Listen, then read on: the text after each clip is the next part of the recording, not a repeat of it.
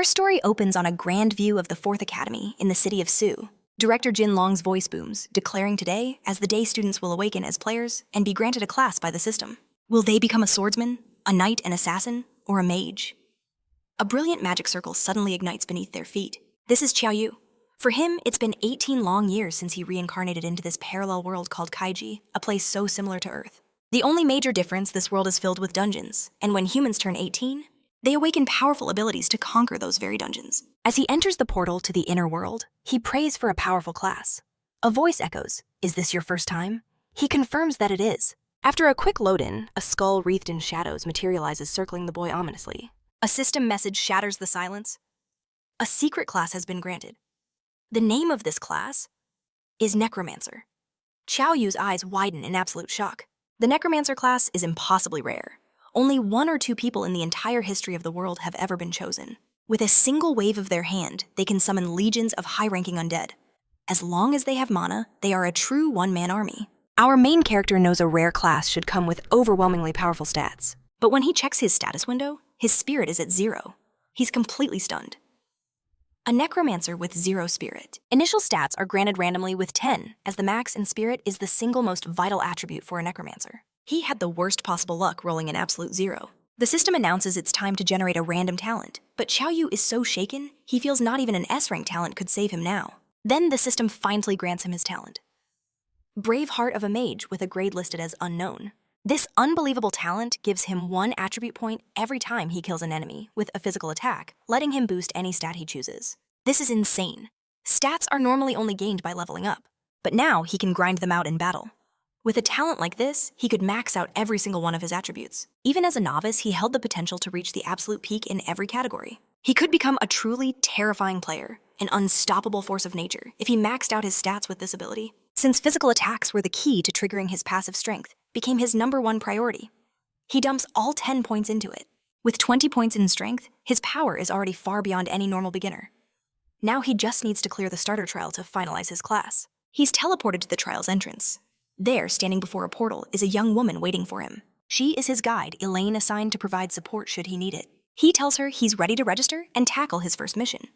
She smiles happy to help and offers him a beginner's gift pack. Inside he finds an old cloak, a beginner's staff, and a skill book that teaches him how to summon skeletons. The cloak is just an accessory, and with 0 spirit, the staff is useless for magic. However, with 20 strength, it makes for an excellent club. He was ready to hear his first mission escape the Misty Cavern, alive. The rules were to be quick, careful, and not to destroy any skeleton soldiers, though Elaine didn't have time to explain the consequences, because he had already charged headfirst through the portal before she could finish her sentence. Deeper inside the cavern, surrounded by endless piles of bones, he finally realizes she was trying to warn him about something important. He never thought it would be this hard. The sheer number of skeletons is completely overwhelming.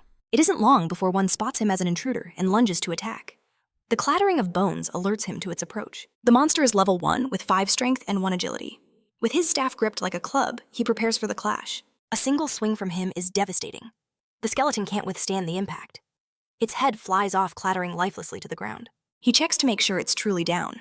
Without any magic to rely on, every fight is more dangerous. That single kill rewards him with 1 attribute point 3 experience points and a new A-rank passive ability, Miracle of the Mighty. Each point of his strength could now be converted into 2 points of attack power. Strength defines attack, while defense reduces damage taken. With this passive, his strength's effect on his attack power was effectively doubled. Against an enemy with 0 defense, he could now unleash 42 damage in a single blow. The power was simply absurd. As he was absorbing this new information, skeletal hands began erupting from the ground all around him. They rose with knives in hand, a sinister dance of death. Seeing the horde assemble, he knew he had to get serious about completing his task. The group swarmed in, eager to finish what the first skeleton failed to do. But as they lunged forward, a single mighty swing of his staff sent them all back to being piles of bones. His efforts paid off, 4 more attribute points and 12 experience points, and a level up. Another 5 points pushed his strength to 30. A beginner genius would be lucky to even have 10. But this felt far too easy. Were these skeletons just free experience points served on a platter? Just as that thought crossed his mind, more skeletons began clawing their way from the earth. This time, it was a level 3 Captain 15 strength and 20 defense. A single hit could be disastrous. But its weakness was obvious, a pitiful 1 point in agility. It was too slow to touch him. His first attack slammed against the captain's shield. The skeleton parried, then countered, instantly smashing the very spot he'd just been standing. The movement was sharp, and the blow was powerful enough to shatter the cavern floor. But knowing it was slower, he saw a fatal opening in its guard. This time, his staff found its unprotected ribs. The blow sent the skeleton stumbling, giving him a perfect chance to finish it. Exhilarated, he dared it to block the next one. The staff came down with crushing force like a judge's gavel on a guilty man. 3 more attribute points and 10 experience points.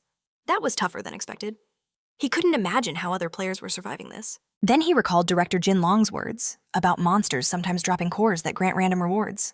And he was eager to see what this one left behind. It was a pair of consumable gloves, guaranteeing his next strike would be a critical hit, but they could only be used once. As he stood analyzing the rare item, the ground began to tremble once more. He never expected more enemies so soon, and for every one that rose, more followed. Even at level 2, he only had 20 health points. He couldn't afford a single mistake. Still, with his overwhelming strength, clearing these mobs was child's play. He farmed another 10 attribute points. Thankfully, their 1 point in agility made them easy targets. He decided to check his status window.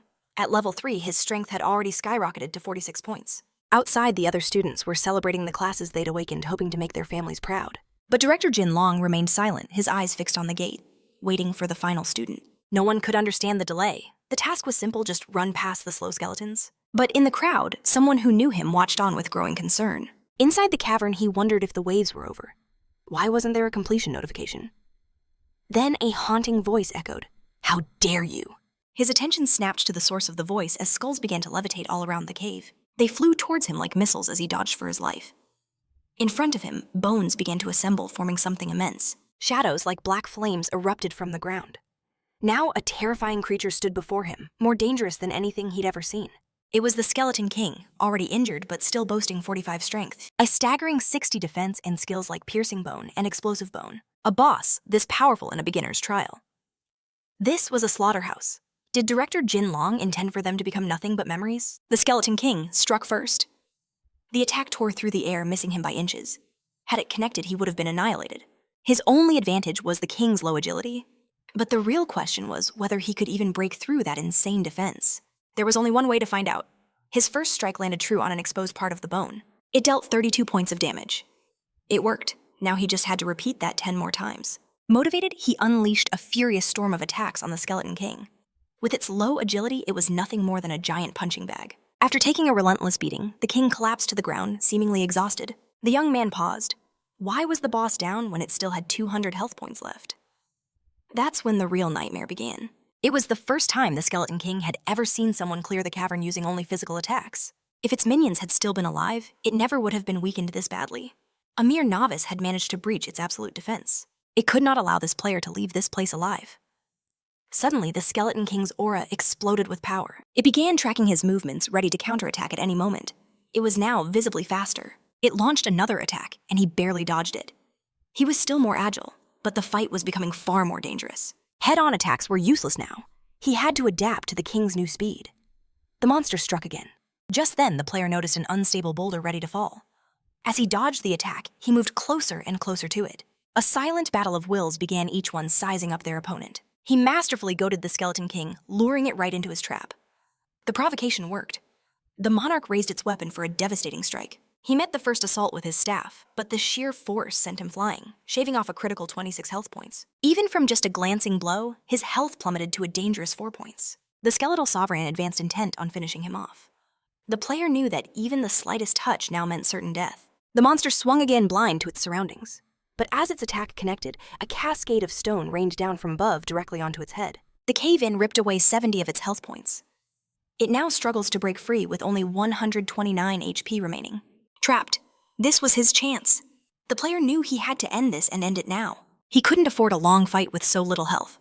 A fire ignited in his eyes. He would finish this in one final decisive blow. He equipped a single-use gauntlet, an item guaranteeing his next attack would land as a critical hit. This time he wouldn't use his staff. This would be settled with his bare fists. The skeleton could only watch its adversary completely powerless. A punch brimming with power was delivered, shattering the very floor of the cave. The spectral flames around the skeleton slowly faded. Finally, a system window appeared, task completed.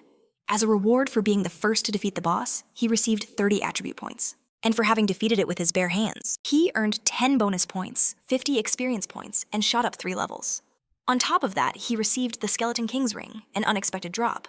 When activated, his next attack would deal 50% additional damage with a cooldown of 1 full day. It was an amazing C-class reusable item, which meant he could sell it for a fortune. He was intrigued that he was the first to defeat the Skeleton King. He wondered how the others passed the test, but it no longer mattered. He just wanted to leave. Now armed with 76 strength points, the brave heart of the Mage Talon, and the skill muscle makes miracles. In a flash, he reappeared outside, standing among the other students. His friend Yang rushed over, hugging him with joy. "What took you so long?" he cried, relieved after worrying. "Everyone else finished ages ago." It had been 3 whole hours since the last person had completed the task, so he asked Yang about his class. "I'm a mage," Yang announced proudly. It felt strange, as if they had all entered a different world. A snob immediately approached Zhao, sneering that he was the last one to finish. Mei was the pest's name, and he called our main character a fool. "Want to know what my class is?" Xiao just wondered why this guy loved picking on him. It was like dealing with a child. Soon, the director addressed everyone, announcing that training starts tomorrow, and it was time to present their classes and talents. Some students announced their results with enthusiasm, while others who had low-ranked talents seemed less excited. One girl revealed that besides being a mage, she was also a healer. Her name was Xiao. Ju announced she was a paladin with a B-rank talent. The annoying Mafei was also a B-rank swordsman. Some students immediately began to flatter him, since swordsman was a very good class. The director thought to himself that with B-rank talent, some of these kids could become truly remarkable. Now it was Xiao's turn. "I'm a necromancer," he stated. But before he could mention his talent, he stopped speaking. It wasn't wise to reveal his talent. The truth was, even he didn't really know what it was. The director was quite pleased. A necromancer was a secret class. The students were shocked, remembering the tale of a necromancer who once wiped an entire union off the map. Meifei was intrigued by this secret class, knowing mages are fragile in close combat. Necromancers were even weaker, physically relying on frontline fighters for protection while casting their spells. Since Xiao didn't reveal his talent, Meifei assumed it had to be a very low-rank skill. Some commented that Xiao was cool for not bragging about a secret class. If it were them, they'd already be showing off. The problem was, he couldn't cast a single spell, and he doubted his ability to defend himself during training. The director, however, concluded that once Xiao finished his basic training, he'd be able to take his pick of the best universities in the country. After everyone had introduced themselves, it was time to head home and rest for training. His friend was happy for him, wishing that he too had become a necromancer. At least he had 8 points in strength, which wasn't bad. His talent wasn't terrible either, and he believed hard work would fill in the gaps. Seeing that all his friend's attributes were only single digits, Xiao realized he was already way ahead of the curve. Finally, he arrived home. He always announced his arrival even though his parents weren't there. They were missing in this world.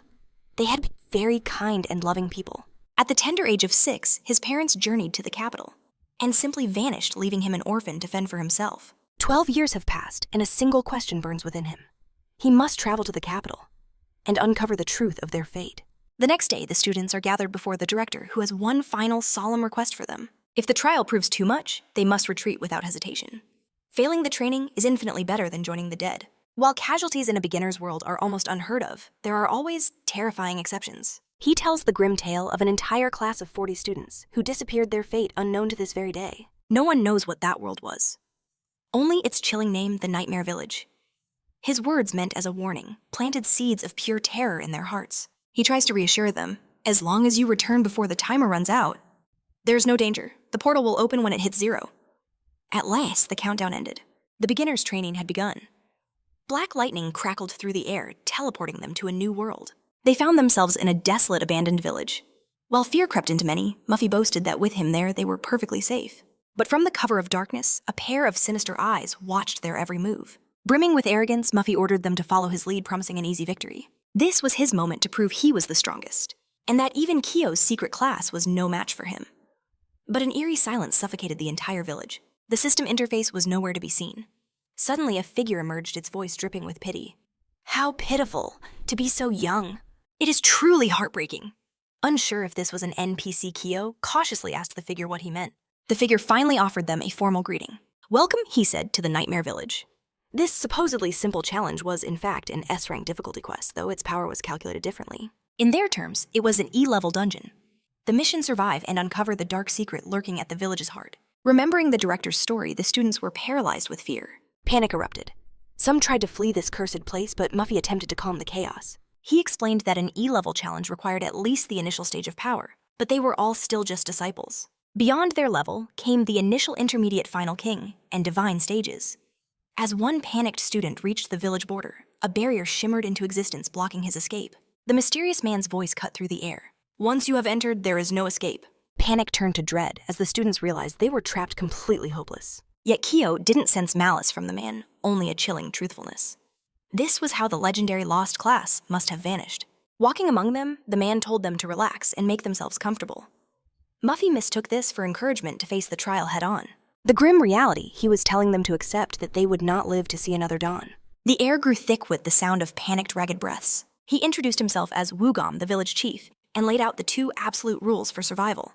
You may live in any empty house, but you must never touch the black stones on the doors. The second rule, return home before dark, lock everything, and open for no one, no matter what.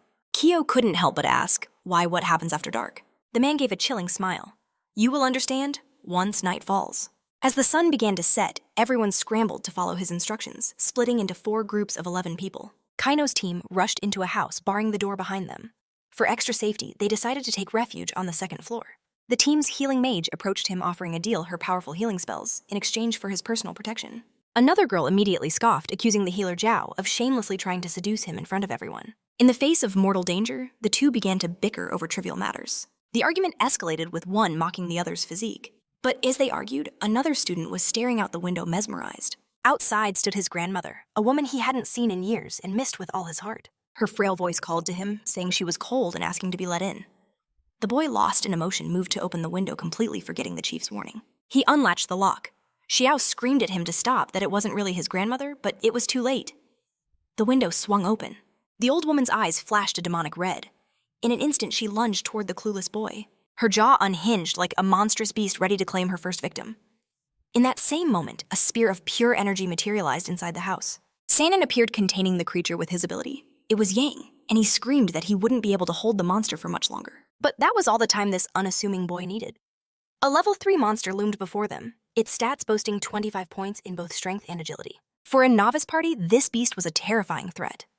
Locking its eyes on the mage, the monster lunged, ready to strike a killing blow. Trapped with nowhere to run, the mage made a dark joke, quipping that if it ate him, his body fat alone would make the monster horribly sick. Just then, a magical barrier materialized, deflecting the blow. The smaller girl cast the spell, but holding it was quickly draining her own life force. She screamed at their healer to do her job and begged Kyo to summon his undead minions. Jolted into action, her teammates finally moved. The healer cast her magic, a soothing light enveloping the tank. Her health was restored as fast as it was being drained away. With this kind of synergy, victory was within their reach. All they needed now was for Kyo to unleash his summoning spell. But to her utter shock, Kyo was already on the front lines. With a single brutal swing of his staff, he sent the monster reeling back. Yang shouted in alarm, protesting that a necromancer shouldn't be fighting up close. He was worried Kyo was getting himself killed. Kyo ignored him and struck again with impossible force. 50 points of the monster's health were instantly wiped out, and just like that, the monster was gone. His teammates could only stare in stunned silence, completely baffled by what just happened. To defeat a nightmare with just 2 hits. They couldn't believe their eyes. Was this truly the power of a necromancer? Where the creature once stood, only a black stone remained its body, having completely dissipated into nothingness. On the stone was a strange symbol, the same one from the door. Kyo checked his status, but there were no new skill points. He just assumed it had to be some kind of system bug. One of his colleagues asked if he noticed something strange, but Kyo brushed it off, saying it was just his imagination. The following morning, as dawn broke, Yang thanked everyone profusely. Without them, he didn't know what would have become of him. They all agreed Kyo's power was insane, and Zoo's protection was absolutely formidable. But unfortunately, a certain someone named Meifi overheard them. He sneered, convinced he could have handled it much better. He boasted that he too could defeat a nightmare in a single blow. Kyo found him and asked if he was already training this early. His rival proudly proclaimed, "It's what's expected of the class monitor." Flustered, Meifi tried to play it cool, saying it was just a light warm-up. He then turned to Zoo, telling her to stay with him from now on. He promised that with him she'd never take any damage. But the girl reminded him that taking damage was her role. If she didn't, someone else would have to pay the price. He insisted he would just fight alone, but she called that kind of thinking reckless. She said they needed to cooperate and learn from Kyo's example. But their argument was suddenly interrupted by a voice shouting orders to finish them all. Let none escape, throw them all into the fire. The village chief gave the order to his people, eliminate anyone who dared to resist. Meifi pleaded that there must be some kind of misunderstanding. But the chief coldly replied that they knew all about what happened last night. Kyo quickly sized up their opponents. Their numbers were roughly equal, and there didn't seem to be a huge gap in strength. The chief explained that those nightmares protected the village. By breaking the rules, they had invited punishment. For their sin, he declared they would suffer 1,000-fold. Meifi desperately asked if there was another way, claiming what happened with the nightmare was purely an accident. The chief revealed there was one alternative. The one who angered the nightmares must spend the night outside the shelter. The chief mockingly asked who among them had the courage to face the unknown number of horrors lurking outside. To stay outside was a death sentence. Yet Kyo immediately stepped forward. He declared that he was the one who defeated the beast and he would take the punishment. Mifi was stunned, trying to talk him out of it. He thought Kyo had completely lost his mind. But Kyo was far from insane. In fact, he had a theory he wanted to investigate. A theory that might be the key to escaping this village. The agreement was made, and now it was time for him to be bound. They chained Kyo to a post in the middle of the village. The girl asked him what he meant about helping them, wondering if he'd uncovered the village's dark secret. He told her he had a theory, but he needed to test it tonight. Soon enough, the moon rose high in the sky, bathing the empty village in its pale light. Then the nightmares began to crawl from the shadows. One of them descended from a roof, moving with an unsettling crawl. It spotted its chained target and leaped from the roof to attack. Kyo was expecting this, so he wasn't the least bit surprised. But what he didn't expect was the containment spell that suddenly trapped the monster. His friend yelled at him to move quickly, warning that he couldn't maintain the barrier for long. And that's when Mifi stepped in full of confidence. Convinced he could handle this, he told everyone to just calm down. However, reality was about to hit him like a truck. He barely managed to block the creature's attack with his sword. This nightmare was unbelievably fast. He had no idea how Kyo, a simple mage, managed to deal with one of these things. Still full of pride, he thought if Kyo could do it, so could he. His attack landed true, but only dealt a measly 5 points of damage. Kyo was surprised to see the rest of the party was outside too. They explained they couldn't just leave him alone, fearing he'd be in serious trouble. The chains were far too thick to break. The girl said only Mifi was strong enough, but he was a bit busy. However, it seemed breaking them wouldn't be necessary. With a surge of raw power, Kyo shatters the chains with his bare hands. That monstrous strength makes them wonder, is he really just a necromancer? Meanwhile, Mifi's brutal reality continues. As the girls and Kyo rush to his aid, Joe prepares her healing magic. But he pushes them away, claiming scars are a warrior's pride. He shouts at them to aim for the head, its only weak spot. Kyo follows his command, and the nightmare crumbles to dust. It was an obvious weakness. He felt foolish for not seeing it sooner. But Kyo claims the head isn't the weak point at all, sending Mifi into a rage, who thinks it's a deliberate trick. Now it's his turn to shine. He readies his next attack, expecting a legendary display of his own power. He smirks, hoping the nightmare is finished for good. But the creature begins to rise once more. He grits his teeth, questioning if Yang's intel was even correct. This was the exact same thing Kyo did. Could it be he just wasn't as skilled as that so-called necromancer? This thought only fuels Meiwai's massive ego, convincing him he's on another level entirely. His team tries to call him back, screaming that his recklessness will get him kills. The nightmare doesn't care about his pride. It lunges forward, ready to strike. Mifi unleashes a devastating flurry of attacks, dealing a massive 30 points of damage. Just one more blow to prove his superiority, when suddenly a staff smashes down, landing the final hit. Mifi's world explodes in fury. Kyo calmly says he did a good job, but the class monitor is livid. His kill was stolen right from under his nose. Enraged, Mifi spins on Kyo, accusing him of stealing the dropped item. But with the item in hand, Kyo realizes nothing happened. Before they can process this, 2 more nightmares charge toward them. Inside the house now, Kyo commands. Fighting here is pointless. He has a plan to escape this cursed place. The students scramble to safety, the nightmares prowling just outside. Now that they're safe, they demand to know how they'll ever get out of here. He tells them they'll find out tomorrow. When the moment is right, they must follow his instructions without question. The next day arrives, and the village chief is seething with rage. They've destroyed yet another one of his guardian spirits. He doesn't care about their excuses. For defiling the nightmare village, their only fate is annihilation. Kyo calmly asks if they truly live here. The chief scoffs, declaring his people have been here for generations. With things laid bare, Kyo declares there is only one truth to this village. The chief has no idea what he's talking about. Pointing a finger at the villagers, Kyo reveals the shocking truth.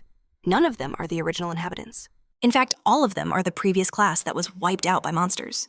They've been trapped in this illusion since the moment they arrived. The chief calls it nonsense, accusing Kyo of spinning lies.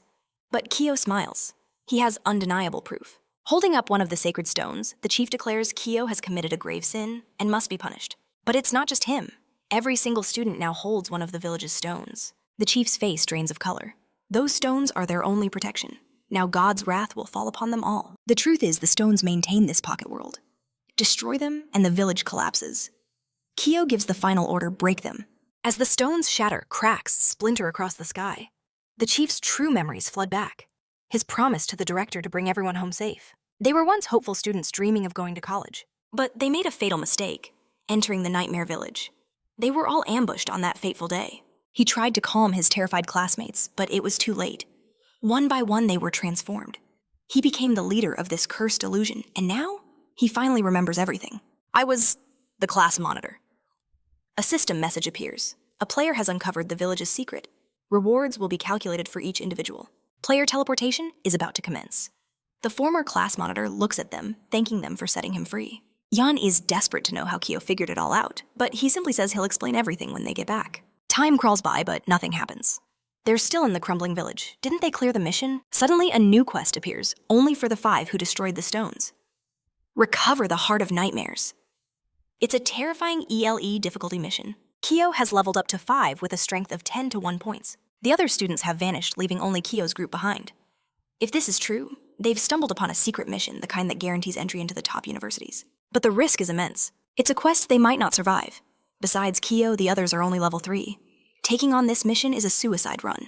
One of the girls wonders aloud, did they really have to break the stones to expose the truth? Yan, however, accuses Kyo of planning this all along, forcing them into the secret mission with him. Ma-Fei scoffs at the idea, but his competitive spirit ignites. He'll clear this quest before Kyo does. Just then, a ghoulish hand appears on the rooftop. In moments, countless more emerge from the shadows, their eyes locked on the trapped students, ready to finish them off. With murderous shrieks, the creatures vowed that the students would die, 4 of them, in overwhelming force. Yan knew they had to combine their powers to weather this deadly assault. Maf unleashed the first attack. His blow landed, dealing a mere 10 damage. He seethed with frustration, still too weak to eliminate a monster in a single strike. The killer cried out that her mana was gone and Zoo's health was critical, but Kyo ended the nightmare, claiming 1 precious attribute point. Zoo shouted a warning. 2 more were closing in, already practically on top of him. With a flurry of blows, he cut them down before they even touched the ground, earning more attribute points. And there before him was a core. Just as he'd hoped for this stage, the rewards were incredible. A restricted item for mages boosting damage by 5%. He immediately thought of giving it to Yang. Zhu praised their perfect teamwork, while Maf desperately tried to steal the spotlight. But Tuao pushed them onward. He just needed 1 more kill to level up. Maybe he'd finally get some decent equipment for himself. The thought thrilled him. The heart of the nightmare had to be with one of these creatures. They just had to keep fighting. But his very next step triggered a hidden trap. The ground beneath them shattered, swallowing the entire party. They plunged helplessly into the darkness. Kyo, however, managed to land on his feet. He had no idea where they were, but the ground felt soft. He was standing right on top of Yang, who was just wondering why the floor was so squishy. After a quick head count, he confirmed they were all there, and miraculously everyone was unharmed. The reek of a sewer filled the air. Zhu guessed it was from all the bodies that had fallen here, but the healer knew better. The stench came from something else entirely. And then, they all saw what she had seen.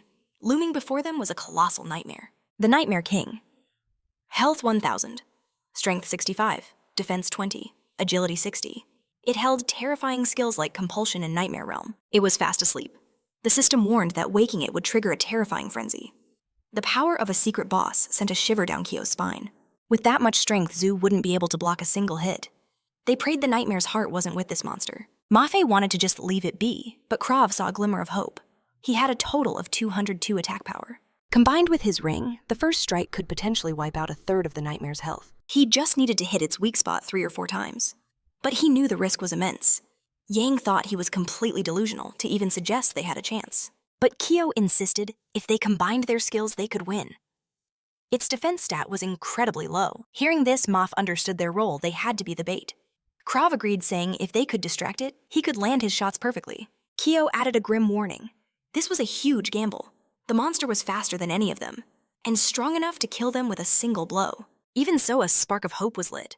They believed in Kyo's strategy and agreed to the dangerous plan. Maf warned him not to get cocky. This boss was on another level. But Kyo remained unshaken, telling them to trust him. After a brief rest, it was time to begin the hunt. As long as it remained untouched, the nightmare wouldn't stir. The first strike had to be absolutely perfect. Perched above the beast, Kyo spotted something that seized his attention. A single part of its body was glowing with a faint light. That had to be the weak spot. He began to channel power into his staff. The ring's effect activated, amplifying his attack by 50%. What's more, the hit was a critical. The boss lost 58 health in 1 devastating blow. His friends stared in absolute shock. How could a mage deal that much damage? Kyo hadn't just hit it. He had shattered the nightmare's heart. The mission suddenly changed. A new objective appeared. Destroy the nightmare. The mission rank had just jumped to A. The boss roared, rising from its ancient slumber. It was time to execute the plan. Seeing the players, the nightmare bellowed, calling them wicked humans. The creature was truly a titan compared to them. Now it was Mafei's turn. He had to draw its aggro. He was already moving fully committed to his part of the strategy. A furious barrage of attacks rained down upon the boss. He burned with envy at the power gap between him and Kyo.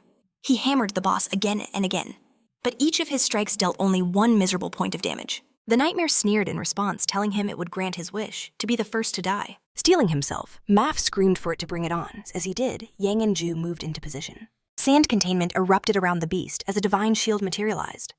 For a moment, it seemed the boss's attack was blocked, but the impact still sent Maf flying. He took massive damage, and the healer couldn't keep up.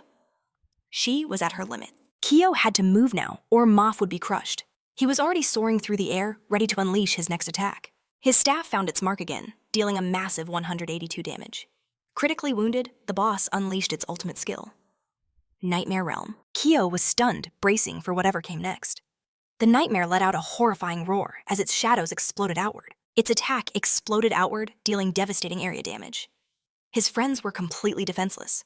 This could not be allowed to happen. Kyo realized this was the very attack that trapped the other class. To shatter the spell, he charged in again, landing another powerful blow. Just one more hit. That's all it would take to finish the boss. Kyo moved in to end this nightmare once and for all. The healer cried out, "Be careful, I have no mana left." Knowing he was on his own, Kyo prepared his final all-out attack. With a final desperate push, he unleashed the last bit of damage needed to fell the beast. For the first time ever, the boss had been defeated. He earned 30 ability points plus 10 more from his talent. And with a flash of light, he leveled up, gaining another 10 points. The impossible mission was finally complete. The rewards would now be distributed to each survivor. His teammates stared in disbelief. They had actually done it. Shida received a D-rank talent, while Zhu awakened a C-rank talent.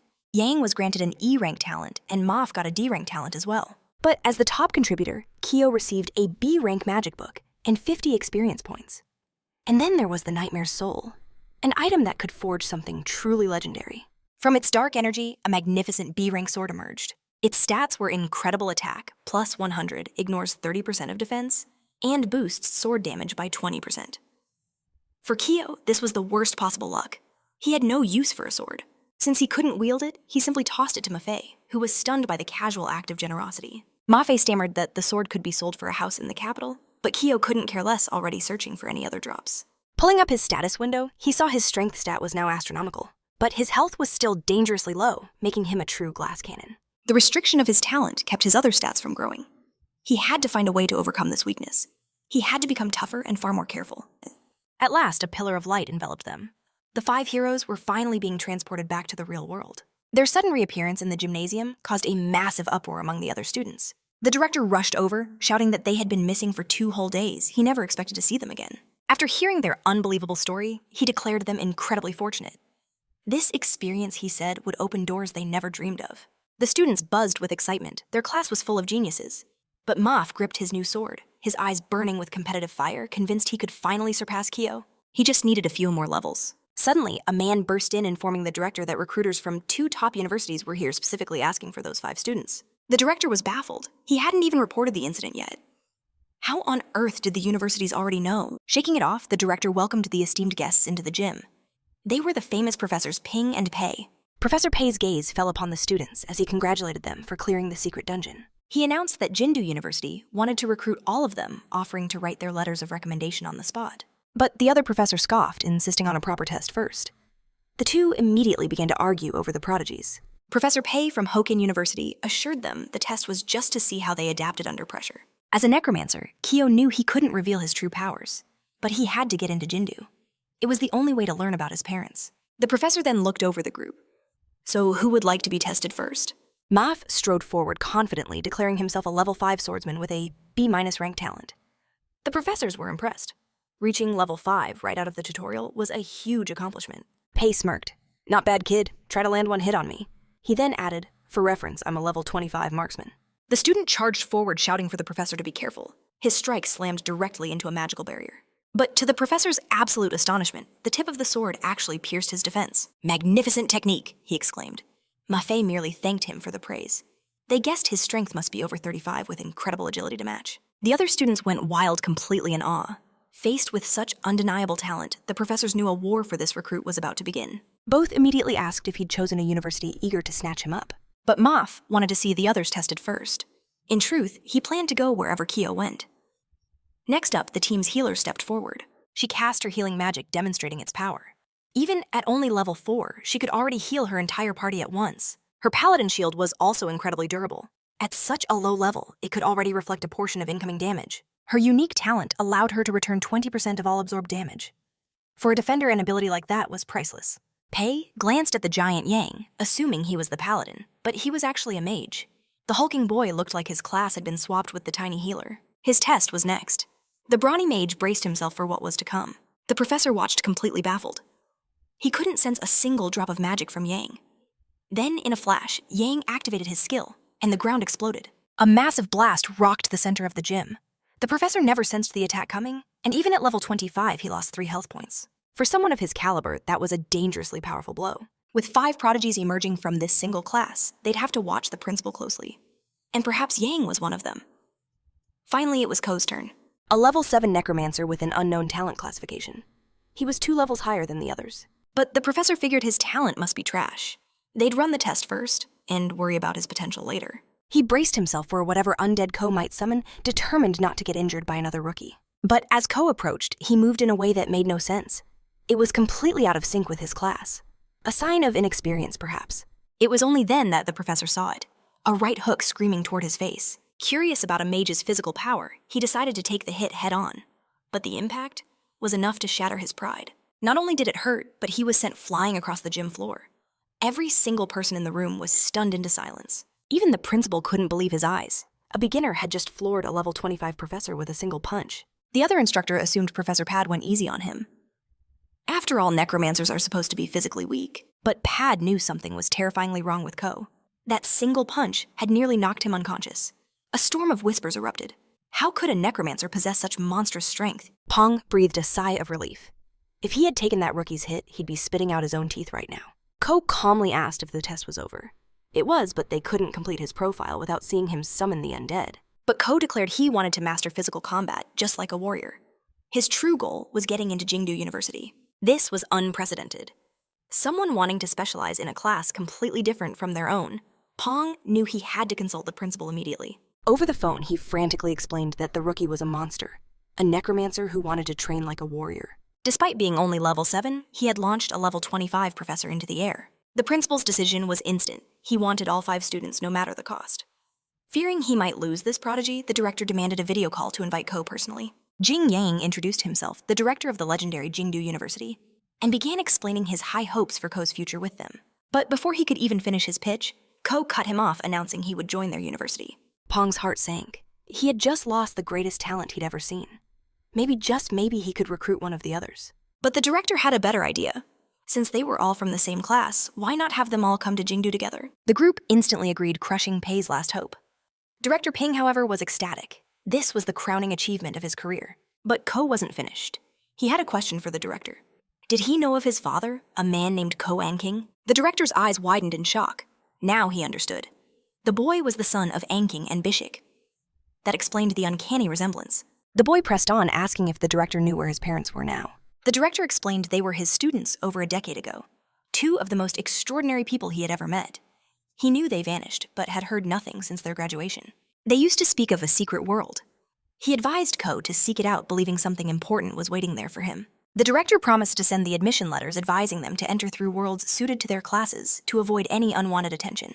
With that, he wished them the best of luck and ended the call. A week flew by, and the students were preparing for their next trial. Today, they would enter a world made specifically for mages. To survive this place, teamwork was essential. This would be a true test of their mental fortitude. It was time to reveal the rules for victory. Before a shimmering portal azure flames licked at the air, Ko turned to Yang. Ready? Yang smirked. Practice is always better than theory, but more people just means more danger. He suggested that he and Ko should go together. They could run the challenge multiple times, and the rewards would stack. Yang's eyes gleamed with excitement for the trial ahead. A guide appeared announcing a 2-player world was being prepared. The world chosen for them was the Cave of 10,000 Poisons. Before the guide could even explain the rules, Ko charged straight into the portal, leaving Yang dumbfounded. Didn't he know there were instructions Yang recalled the skeleton cave? If Ko had simply brute forced his way through that, he had to be an absolute fool. This new world housed an evil tribe masters of poisoning their victims without a trace. Their insidious poisonous worms would devour a person from the inside out, leaving nothing but an empty shell. Their mission was to find the tribe's nest and annihilate the worms. Their rewards would depend on how well they completed the task. The quest demanded a 5-man party, so the system matched them with 3 other players. One of them immediately started talking trash, but a fiery girl shut him down, telling him to be polite. She introduced herself as Fang Yuan, a powerful fire mage. Her younger brother, also a fire mage, stood with her, and their third was a warrior named Long Chang. Yang gave his name, and then Ko introduced himself, hoping this makeshift team could somehow succeed. A set of instructions was carved into the first gate, but the arrogant player just wanted to blast it down and move on. However, his spell fizzled out completely. The door was immune to all magic. An inscription on it read, "Morality and integrity promote peace. If magic failed, maybe brute force was the answer." Fang Yuan's eyes lit up, convinced she had solved the riddle. But with a single punch, Ko made the entire door vanish. The rude player looked foolish, and the girl stared in disbelief. She may have solved the puzzle, but the path was already open. Ko just wanted to test if physical attacks would work. He never expected it to be so fragile. In the next room, another door stood waiting, surrounded by strange flowers. The flowers felt unnatural, and the party was warned to be cautious, but Yang had already gotten too close. In an instant, everyone was poisoned, their health draining by 3 points every minute. They had to escape or they wouldn't survive. With his low HP, Ko couldn't last even 30 minutes like this. The words on the door were meaningless, so they rushed forward. There was no time to solve another riddle. They needed to act now. Once again, Ko stepped up to the door, blocking their path. When puzzles fail, pure power is the answer.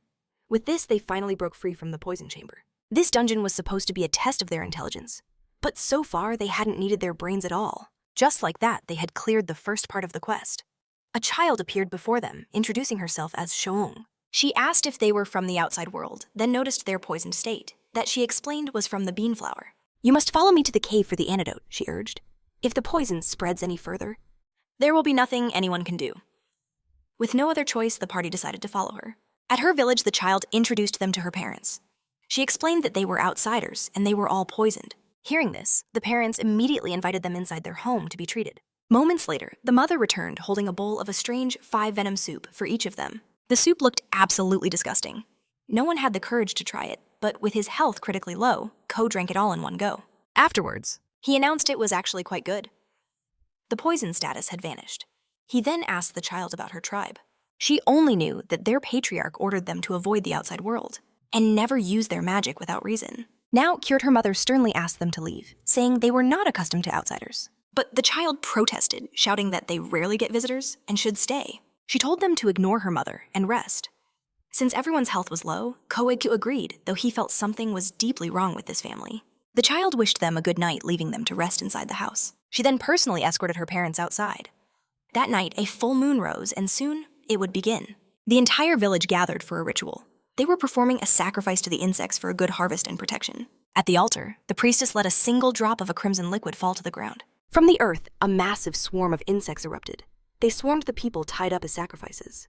In seconds, nothing was left but clean-picked skeletons. The players watched in horror. They had to escape this nightmare. Ko was strong, but lacked any area of effect attacks. Down at the ritual, the priestess sensed their presence. She ordered her warriors to capture the intruders, but to bring them back alive. Back in the cabin, the team tried to figure out a plan. If the villagers found out their true mission was to eliminate the insects, they would be slaughtered on the spot. As they spoke, Ko heard a faint scratching sound, insects. They had entered the cabin and were now everywhere. To protect them, the fire mage unleashed a wall of flames. Ko joined the attack, but the enemies were too weak to grant any experience points. He figured it was too good to be true. Inside the cabin, Yang used his sand technique. Ko praised him for his skill, but the move had drained nearly all of Yang's mana. A warrior from the tribe suddenly appeared, remarking on how tough they were. "Because of what you've done," he sneered, "you will now become food for the very gods you dare to defy." As the warrior talks, Yang unleashes the same attack. But it only chips away 11 health points. It's practically useless against a level 10 warrior with 40 strength and 20 defense, a crucial rule in this world. NPC stats are hidden until they take a hit. Seeing his immense power, they realize this guy is as tough as a raid boss. But Kyo is unfazed, wondering if this world's rules are truly different. As the attack closes in, the warrior smirks with absolute confidence. He expects to take barely a scratch. But one punch from Kyo changes everything. A staggering 121 health points vanish. Enraged that a mere human wounded him, he activates his insect bite ability. His body transforms now, overflowing with power and fortified defense. In this new form, he feels invincible, but Kyo remains completely unimpressed. A flurry of slaps rains down, and the warrior is left kneeling with only 23 health points remaining. It's interrogation time. He's about to reveal everything about the sacrifice and the priestess. He confesses it's all a dark pact, a sacrifice to the insects every full moon.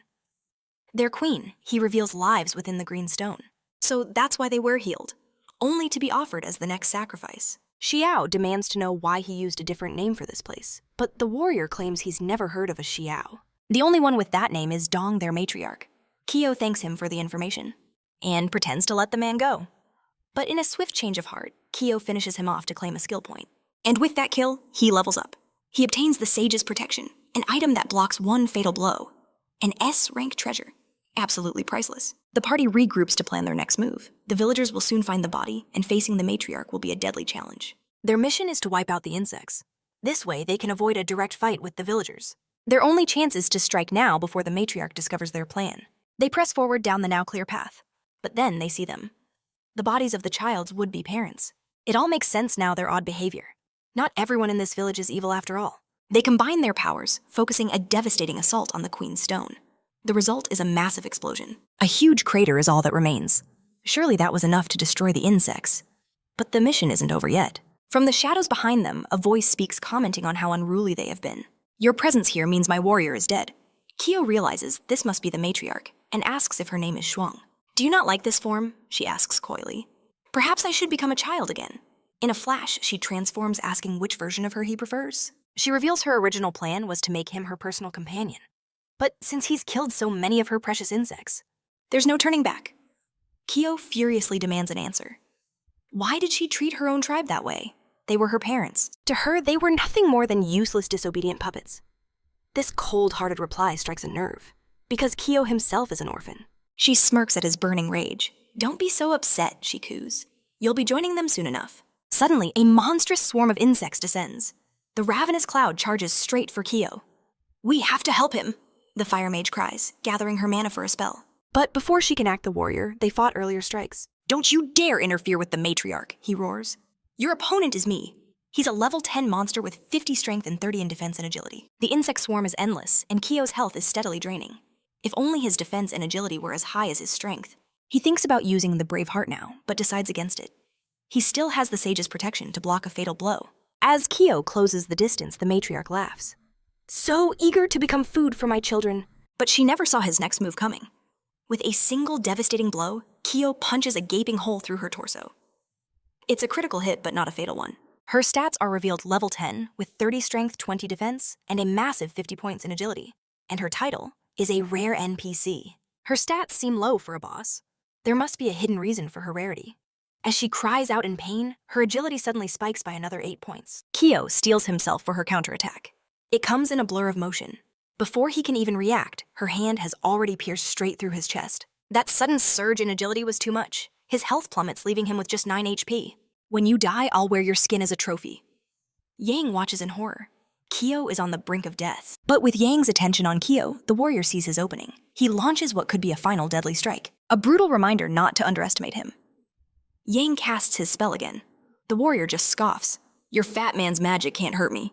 Your attacks just tickle, he mocks. But then something strange happens. The sand beneath him begins to glow a menacing red. It detonates in a massive explosion, dealing a colossal 312 damage. The warrior is left reeling, and suddenly much slimmer thanks to a fat-burning ability. His enemy-defeated Yang rushes to Kyo's side. But Kyo is completely dumbfounded, more shocked that his friend is now a skinny guy still. Even Yang couldn't wrap his head around it. One moment he was furious, the next, he'd shed pounds. And now his spirit stat was nearing a staggering 300, a number so absurdly high it actually interfered with his talent. Realizing this, he grabbed the matriarch, yelling for his friend to use that devastating technique just one more time. But unleashing that power again would almost certainly mean his own destruction. Trust me, he urged, his voice filled with conviction. Just do it. Seeing the resolve in his eyes, his friend began to channel the skill. The matriarch screamed, begging for her life, refusing to perish like this. But a blinding explosion consumed them both in an instant. His comrades watched in horror, their hearts pounding with uncertainty. But the item had saved him, and through his sheer bravery, a new talent was born. Strong Contract. An A-ranked passive skill. Each point in strength now grants 10 health points, completely erasing his greatest weakness. Yang rushed over his face, a mask of worry and disbelief. His friend should have been annihilated. Yet here he was alive. But as they spoke, a chilling realization dawned on them. The matriarch hadn't dropped any loot. That could only mean one thing. She was still alive. Emerging from the smoke, her voice dripped with annoyance. You two are truly a nuisance. Now, witness my true beautiful form. Her hybrid state was level 15, 130 strength, a formidable defense, and 100 agility. Chiao desperately called for the magic again, but his friend's spirit stat had plummeted to a mere 48 points. A system warning flashed before their eyes. The boss had evolved beyond all expectations. The risk was too great. They were advised to retreat immediately. Yang's survival instincts screamed at him to run, but retreat hadn't even crossed Chao's mind. Again, the system urged them to escape and reset the world. But Chiao reminded Yang, "The director gave us a mission, and we are going to finish it right here, right now." The Matriarch smirked, liking their resolve. She was confident she could end this quickly. Their blades clashed in a furious storm, both sides taking heavy damage. As they traded blows, the Matriarch realized she was losing the exchange. Just what was this human made of? He shouldn't be standing. Even at level 8, his power was unreal. It was almost as if he were the true boss of this dungeon. A mage was never supposed to possess this kind of raw physical power. In the middle of the fight, she called for a pause.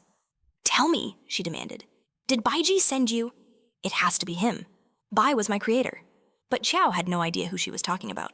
He answered with his staff, landing another crushing blow for 213 damage. The name Baiju seemed to have struck a deep nerve. She muttered in disbelief. "Impossible. He can't carry that name. He can't be the one to defeat me." With his victory, Tao gained 15 skill points and 75 experience points. He leveled up once again. The stage was finally cleared, and the system began calculating their rewards. Yuan received an E rank, Long an F, while Yang secured a solid A rank. And Chiao earned a spectacular S rank. Now at level 10, he was strong enough to challenge dungeons all on his own. His reward included a B-ranked item usable at level 11 that boosted his health by a massive 800 points. But there was more.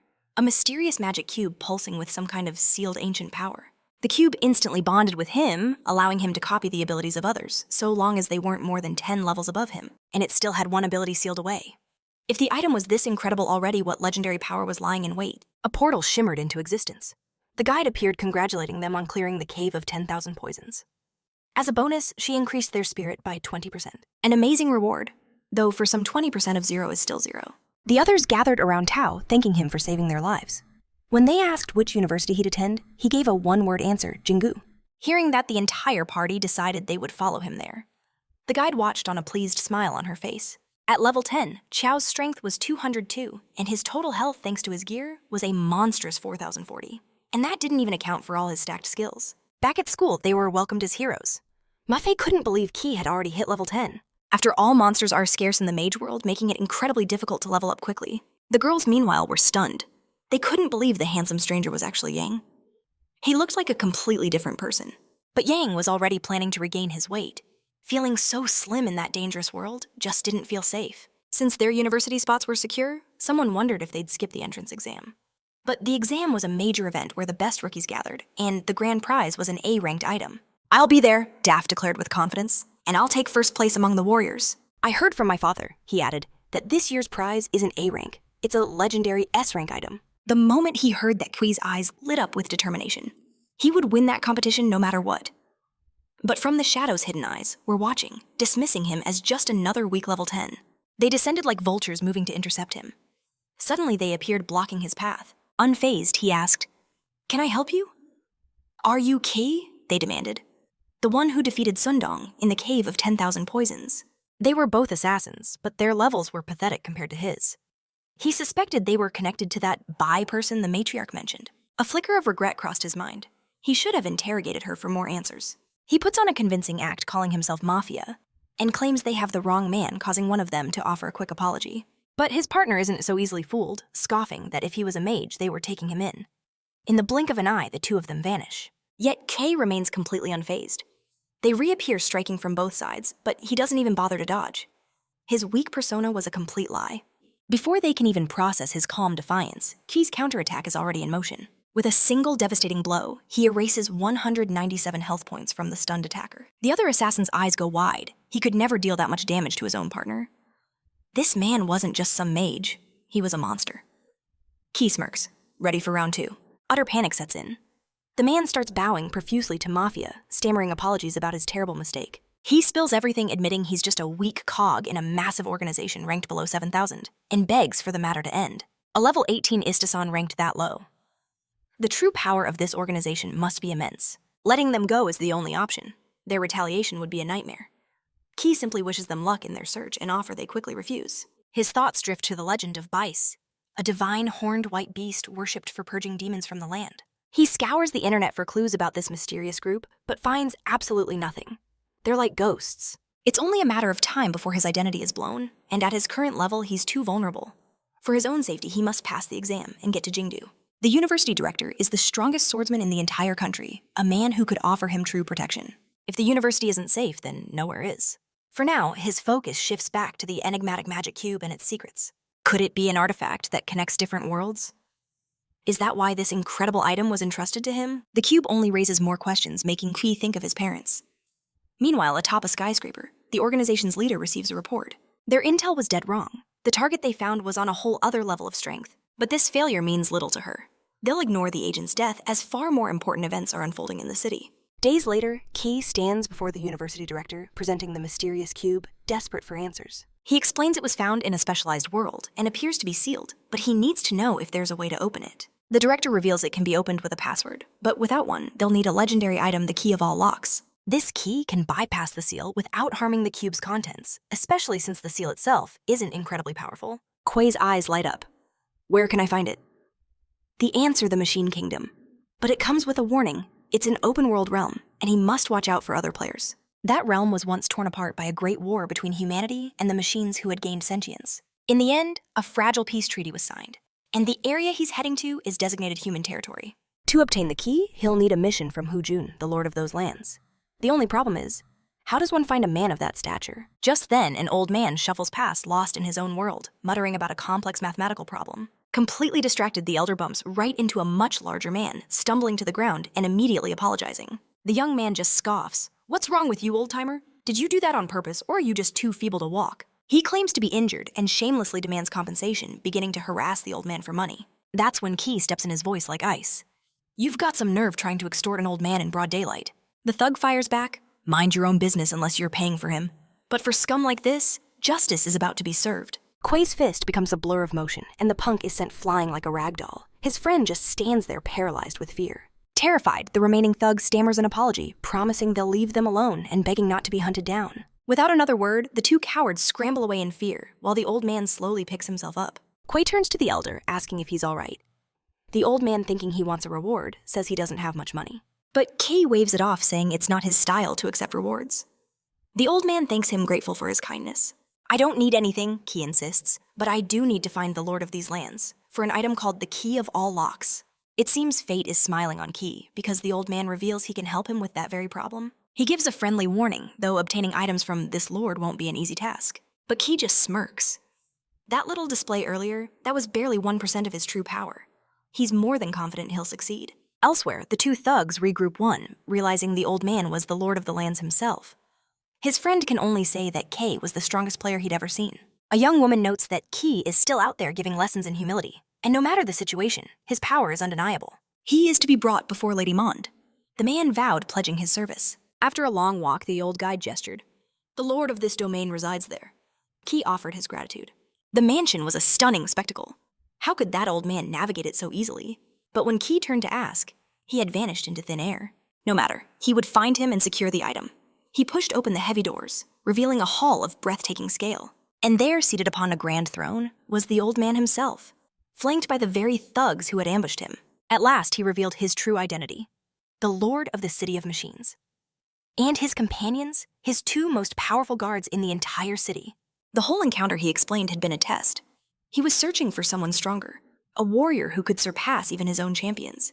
And at this moment, that person was Qui. In exchange for his help, the legendary key to all locks would be his reward. And with that, a secret mission began. The Lord would present his vital research tomorrow, an irresistible bait for the rogue robots who sought to steal it. Kuei assumed it was a protection detail, but the Lord shook his head. He needed Qui to defeat the machines sent to destroy both him and his life's work, the heart. Since they were just a bunch of robots, he accepted the mission with ease. The next day, the Lord began his seminar.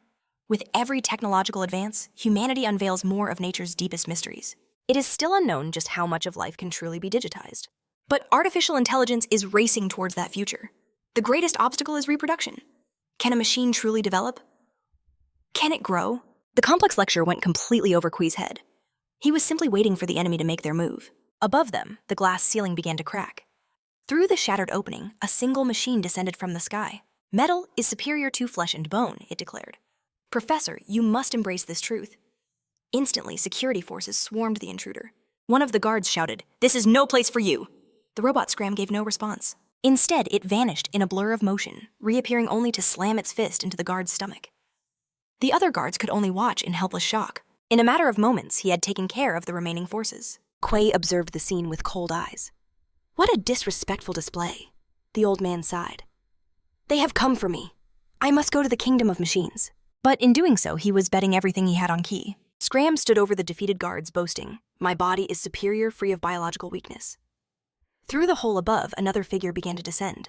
It was the queen of the machines, and she ordered the professor to come with her. He agreed on one condition, that she command her robots to release him from his chains. Her reply was cold.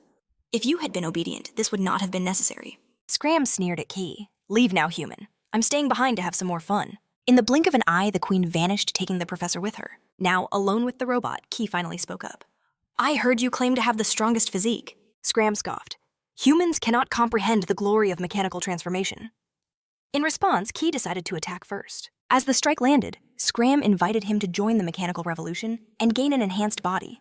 The first blow connected, wiping out 306 of Scram's health points. His stats were formidable, but against Key, they were nothing. Realizing the power gap, Scram found himself heavily injured. Thanks for the invitation, Key said coolly, but I have no need for it. Scram couldn't believe a mere human had punched through his armored body. How is this possible? He demanded. Kay's answer was simple. I clenched my fist, and I punched. But in truth, Key was no ordinary human. He possessed the ancient sacred body of the human race. Without wasting another moment, Key slammed his foot down, pinning the robot to the ground. With another powerful strike, he made his demand. Take me to the machine kingdom, or you'll become scrap metal. After this brief exchange, Scram began to lead the way to the queen's location. It dawned on Scram. The professor must have allowed himself to be captured. To guide this monster directly to the heart's location, the robot was terrified by the young man's overwhelming power. Why would the queen ever allow him inside? With more questions than answers, they journeyed onward. Deep within the machine kingdom, the queen held the professor in her custody. She offered a hollow apology. Forgive me for bringing you here in such a rough manner. I will never betray humanity for your cause, the professor shot back. The queen simply urged him to stop being stubborn and look around. Before them, a massive project was under construction, being perfected. This was undoubtedly the heart he had spoken of. It was both human and machine, a hybrid that defied the very term robot. The queen preferred to call it ascension, for flesh is weak and the machine is strong. It is time for you, Professor, to join this glorious evolution. But he called her a traitor for abandoning her humanity to serve the machines. Hearing this, her calm expression shattered. What did you just say? As the professor watches in horror, bodies begin to plummet from above. Their screams for help echo tragically as they are ripped to shreds. Mechanical arms erupt from the monstrous robot, slicing through the falling victims. Their remains are gruesomely absorbed by the grotesque hybrid heart. Meanwhile, in the heart of the machine city, Cao has already made his landing and is immediately confronted by a squad of robots. To them, he is nothing but an intruder. Clashing with the machines, Cao finds them laughably weak, yet just strong enough to grant him some precious attribute points. This unexpected bonus was a pleasant surprise. Before long, not a single functioning robot remained standing before him. Witnessing this atrocity firsthand, the professor declares the queen is a true monster. But she coldly retorts that his impotent rage will solve absolutely nothing. She reveals the heart's name is Marta, and that it is in fact a complete failure. Their goal was for the robot to evolve organically. Instead, they accidentally created a flesh-eating monstrosity with an insatiable appetite. It began by consuming a single person, and now its limits are terrifyingly unknown. With that, she presents the professor with a chilling choice. He can either step up and attempt to solve this nightmare, or turn a blind eye knowing they will continue to feed it innocent people. There's only one hero he can possibly rely on, Cao. Just then, a robot reports that a human bearing the ancestral sacred body has breached their territory. Hearing this, the queen wonders aloud if this could be the same person her subordinate mentioned in a previous message. But before the robot can answer, a piece of shrapnel flies into the chamber. Cao has finally arrived. At last, the one person their fate hinges on is here. The queen's first priority is confirming if he truly possesses the legendary ancestral body. She congratulates Cao for breaching her kingdom casually, noting that the warrior he just defeated was one of their strongest. She admits she never expected that warrior to fall to a mere human. Man is a rare NPC level 15 with truly excellent attributes. Cao glares at her, bypassing her guard's aggressive stance. He asks if it's embarrassing to be beaten by a human with the ancestral sacred body, and if she plans to seek revenge. This situation is perfect for Cao. It's a golden opportunity to farm even more free attribute points with ease. A single devastating blow is all it takes to obliterate the first guard. With the same effortless power, the second guard is instantly shattered. This mortal body of his is overwhelmingly stronger than anything the queen has artificially created. Seeing this immense power, the queen starts to believe the ancestral body might be real after all. If she could modify him, his power would be unimaginable. He would become the undisputed strongest warrior in the entire world. Ignoring her, Cao turns to the professor, asking if he's okay. Already on his feet, the professor urgently directs the boy's attention toward a specific area. It's the mechanical heart, a level 15 monstrosity with no attributes currently undergoing a grotesque metamorphosis. He reveals they are feeding it people. Upon seeing the horrific sight, Cao's resolve hardens. Even without the professor's request, he would have destroyed that thing. At this point, the queen has only one thought: they must defeat the one with the sacred ancestral body. She tells him to abandon his weak flesh and embrace their evolution. But he shows no reaction, leaving her to guess his next move. Faster than her senses could track, he was already gone, blowing right past her. In an instant, he stood before the pulsating heart, ready to end it.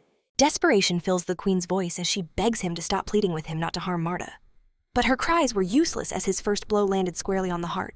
Realizing what's about to happen, she lunges forward, desperately trying to stop Cao from finishing his objective. Seeing her approach, he prepares to intercept her.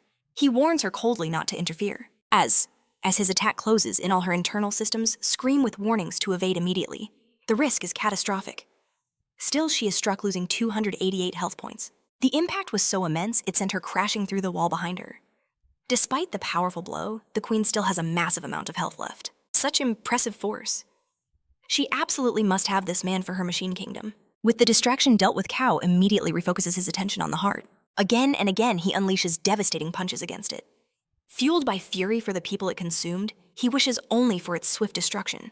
After a final barrage of strikes, the heart explodes into countless pieces.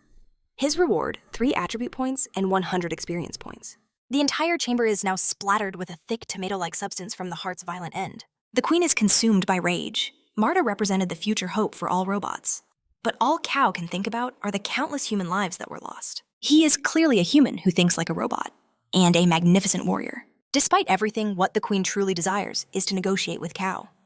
She believes that for all his power, his strength is still insignificant. The true queen is willing to forgive everything he's done on the sole condition that he joins her.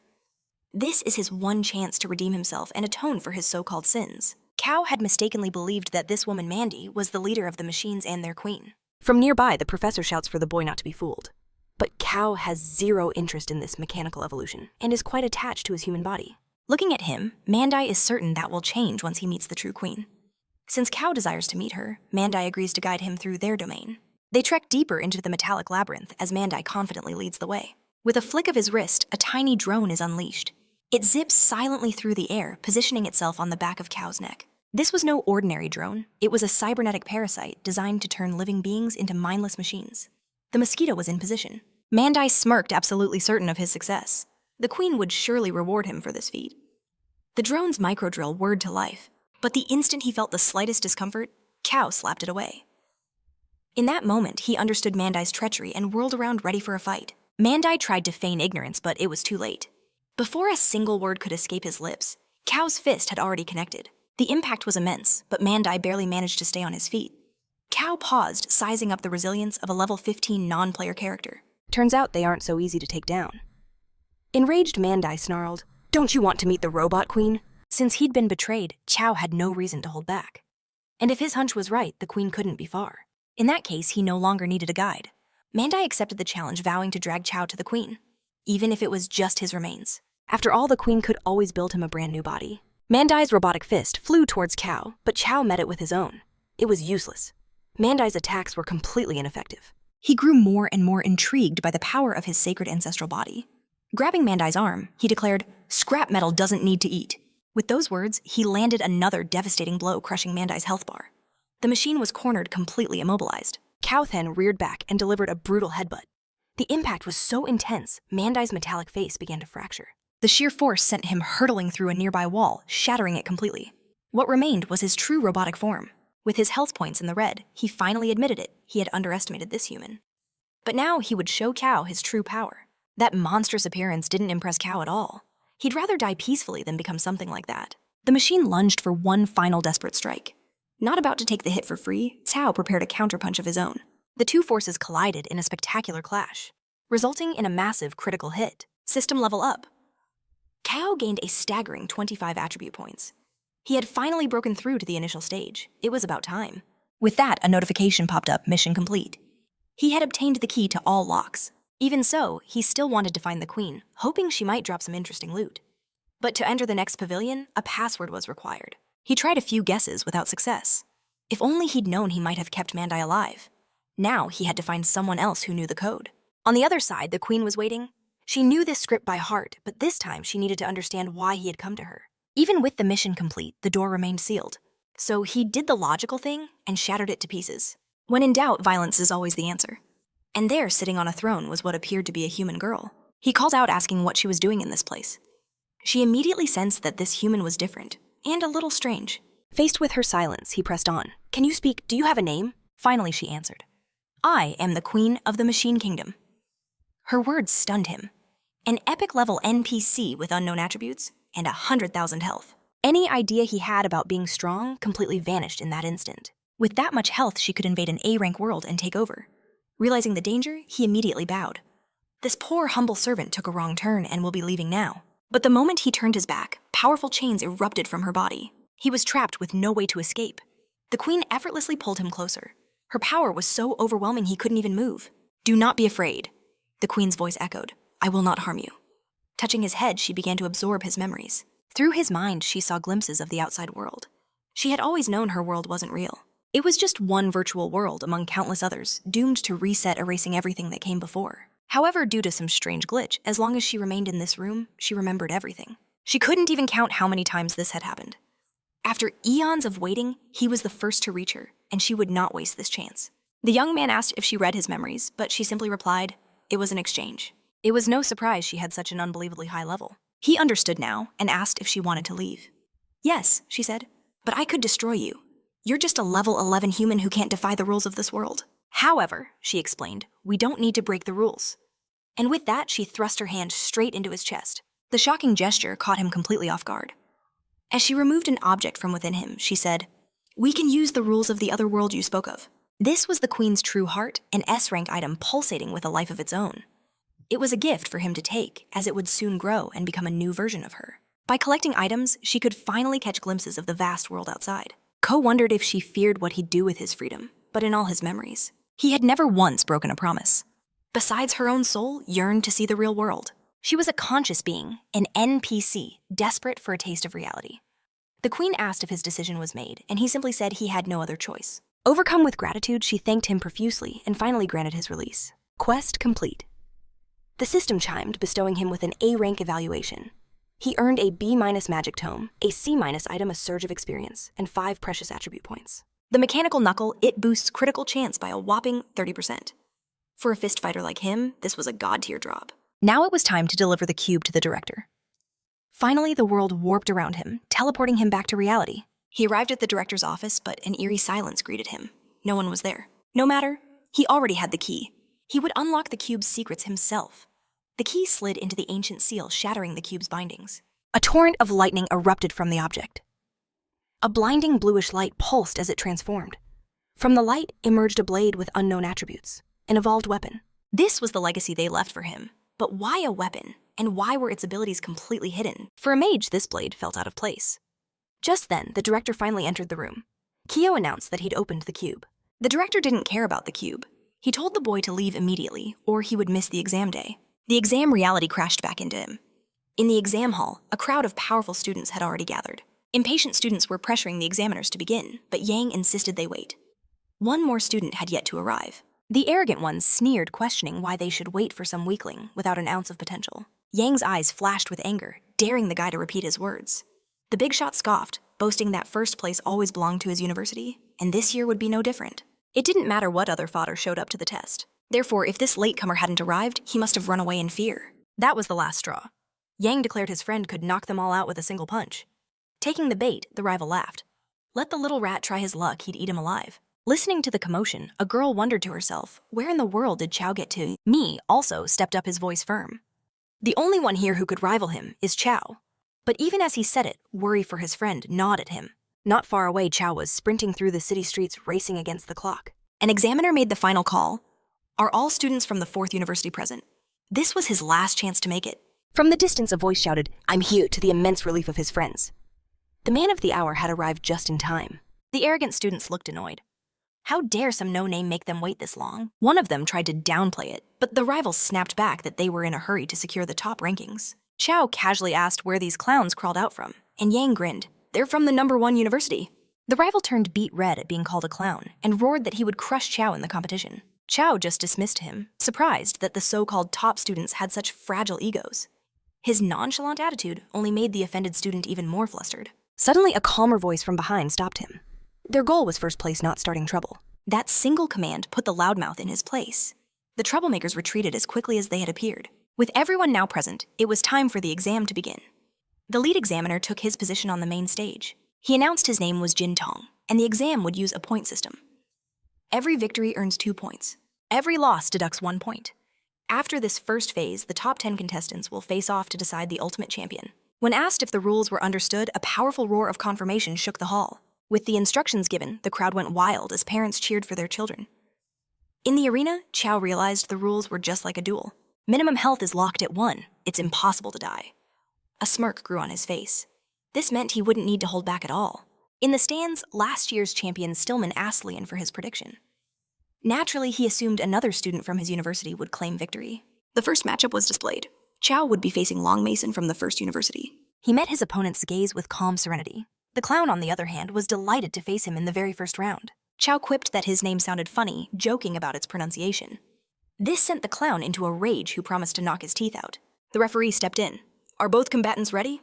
They both gave a sharp nod in response. It was time for introductions, but neither of them saw the point.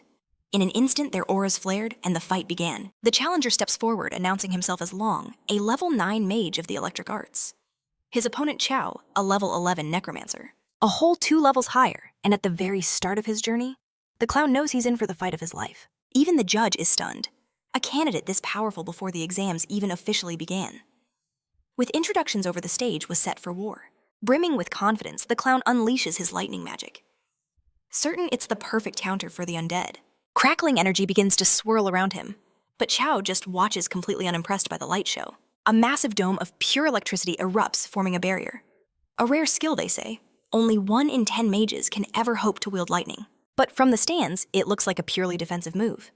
The crowd can't imagine his opponent could ever break through such power. Safely inside his lightning cage, the clown scoffs, inviting the necromancer to attack. He wants to gauge the true measure of his foe, but a flicker of doubt enters his mind. Throughout this entire standoff, he hasn't seen Chiao's staff, not even once. An elder turns to the director. Was this truly the prodigy from Jingyu University? He seemed to lack any fighting spirit at all. His arrogance was blinding. If he kept posturing like this, defeat would come swiftly. But the director knew a secret. This was the same student who once sent a professor flying with a single casual strike. Meanwhile, the professors in the audience lean forward, eager to witness the legendary clash between lightning and undeath. Yet so far, neither has made a single offensive move. Despite his bravado, the clown feels a growing unease. Chiao advances slowly, methodically, yet hasn't summoned a single creature. Why? And then, Chiao simply steps through the dome of crackling lightning, completely unharmed. The clown's world shatters. This wasn't supposed to happen. This couldn't be happening. Necromancers were supposed to be fragile glass cannons, but this man shrugs off deadly lightning like a spring breeze. The crowd erupts in confusion. Were these even mages? One of them was fighting with terrifying recklessness. Closing the distance, Chiao calmly slips on a pair of knuckle dusters. It was time to rearrange some teeth and test out his new gear.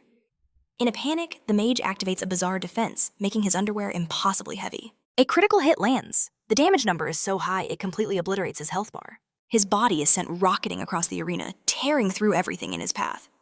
If not for the duel's safety rules, he'd be nothing but a red stain.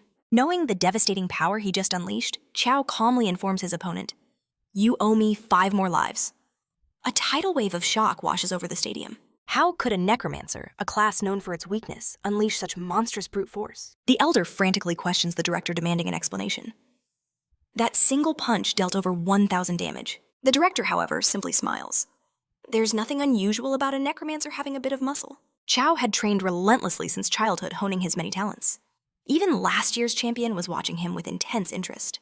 A younger official rushes to his superior out of breath. He delivers the news Long was wiped out in a single blow by a 4th university student. The superior already knew. The boy was a monster, but now was the time for patience. First place would belong to their university, one way or another. The audience was still reeling from Chiao's absurd strength. There was no way he was just a mage.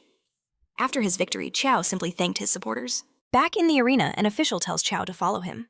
Chiao arches an eyebrow, demanding to know why. The reason his performance was so overwhelming, someone had officially accused him of cheating. They needed to run some tests. Outrage flared in Chiao's eyes. He was being punished for being too good. The official pressed him, asking how a mage could possibly be so physically powerful. Chiao's answer was simple and infuriating. I was just born strong. This explanation satisfied no one, and they escorted him away. As he was led off, the whispers in the crowd grew louder, suspicion poisoning the air. Even the elder began to wonder if the student had cheated. But the director urged patience. Let the truth reveal itself. The envious onlookers sneered. Once the tests were run, they'd expose him as a fraud for all to see. Yang declared they'd just have to wait for Chiao's return. The skeptics just laughed. Your friend isn't coming back. A shimmering yellow portal materialized before him. The official gestured, ordering Chiao to step inside for his evaluation. As he entered, he mused that only true geniuses inspire this level of doubt. The test began, and detected 0 anomalies. Unconvinced, the official ordered him to take it again. For the second time, the results came back clean. No anomalies detected. Frustrated, the man ordered his team to check the equipment itself. It had to be malfunctioning. While Chiao waited, technicians swarmed the device, running every possible diagnostic. Their conclusion was undeniable. The machine was working perfectly, which meant he was truly capable of dealing 1,000 damage with a single punch. A mage with that kind of power had never existed. Now only one hurdle remained: a drug test. If he passed, his return to the exam would be legendary. Meanwhile, the second round was well underway. One challenger smirked, certain Chiao wouldn't return. If the clock ran out, disqualification was automatic. Inside the arena, the tension was thick as students prepared for their duels. A lone mage stood waiting for his opponent, who was nowhere to be found. He confirmed with his professor if his opponent was a no-show, it was an easy win by default. The missing fighter was of course the Necromancer, and whispers of cheating filled the crowd. But at that moment, the Necromancer was simply in the bathroom. An official followed him inside, tasked with personally witnessing the urine collection. Closing the stall door, the Necromancer calmly noted he was worried about scaring the man. The official scoffed, boasting he was a trained professional. Moments later, the official stumbles out, his face pale, his soul utterly shattered by what he had seen. Reporting back to his supervisor, the man confirmed Chiao's results were completely clean. That was all he needed to get back to the tournament. Glancing at the file, the supervisor's eyes widened. He was the son of the legendary Chiao King. Of course, a young man of his lineage was destined to deliver shock after shock. Back in the stands, Yang was on edge, worried his friend would be disqualified. The envious rival sneered, claiming Chiao wouldn't be back.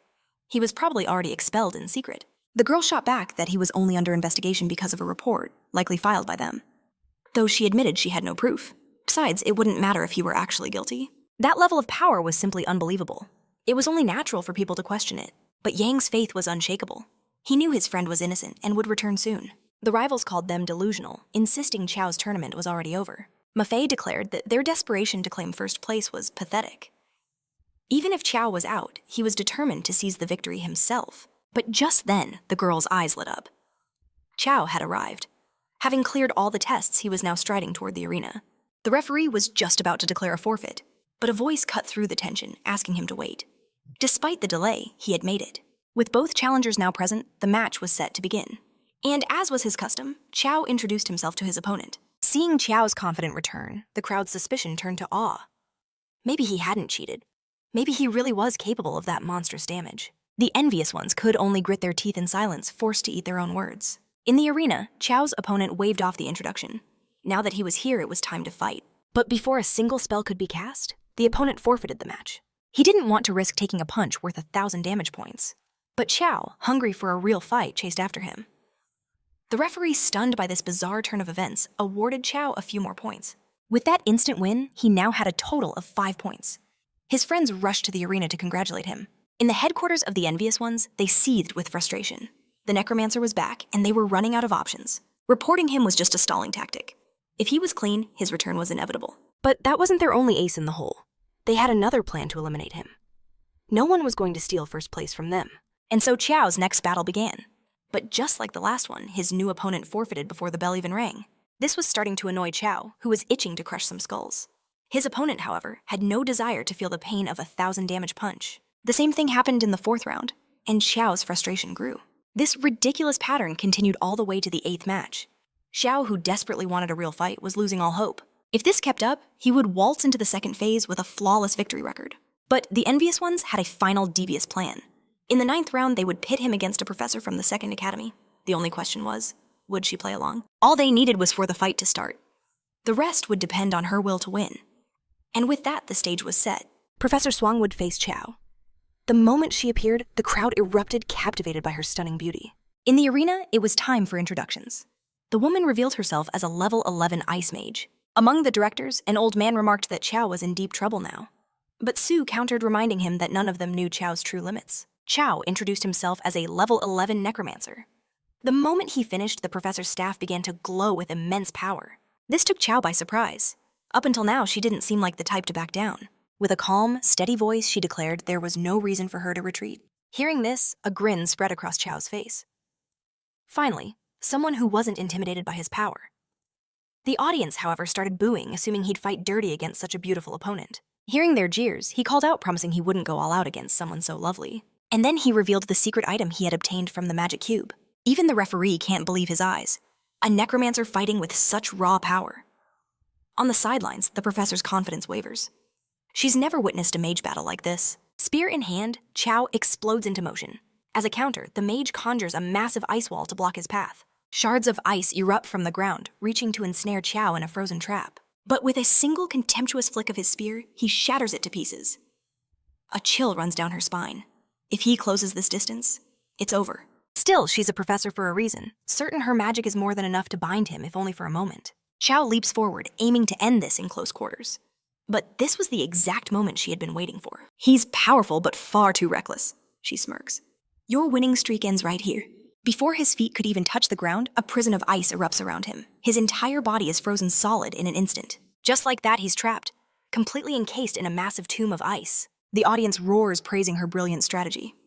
The directors agree the match is decided, but Su just smiles. Keep watching, she advises.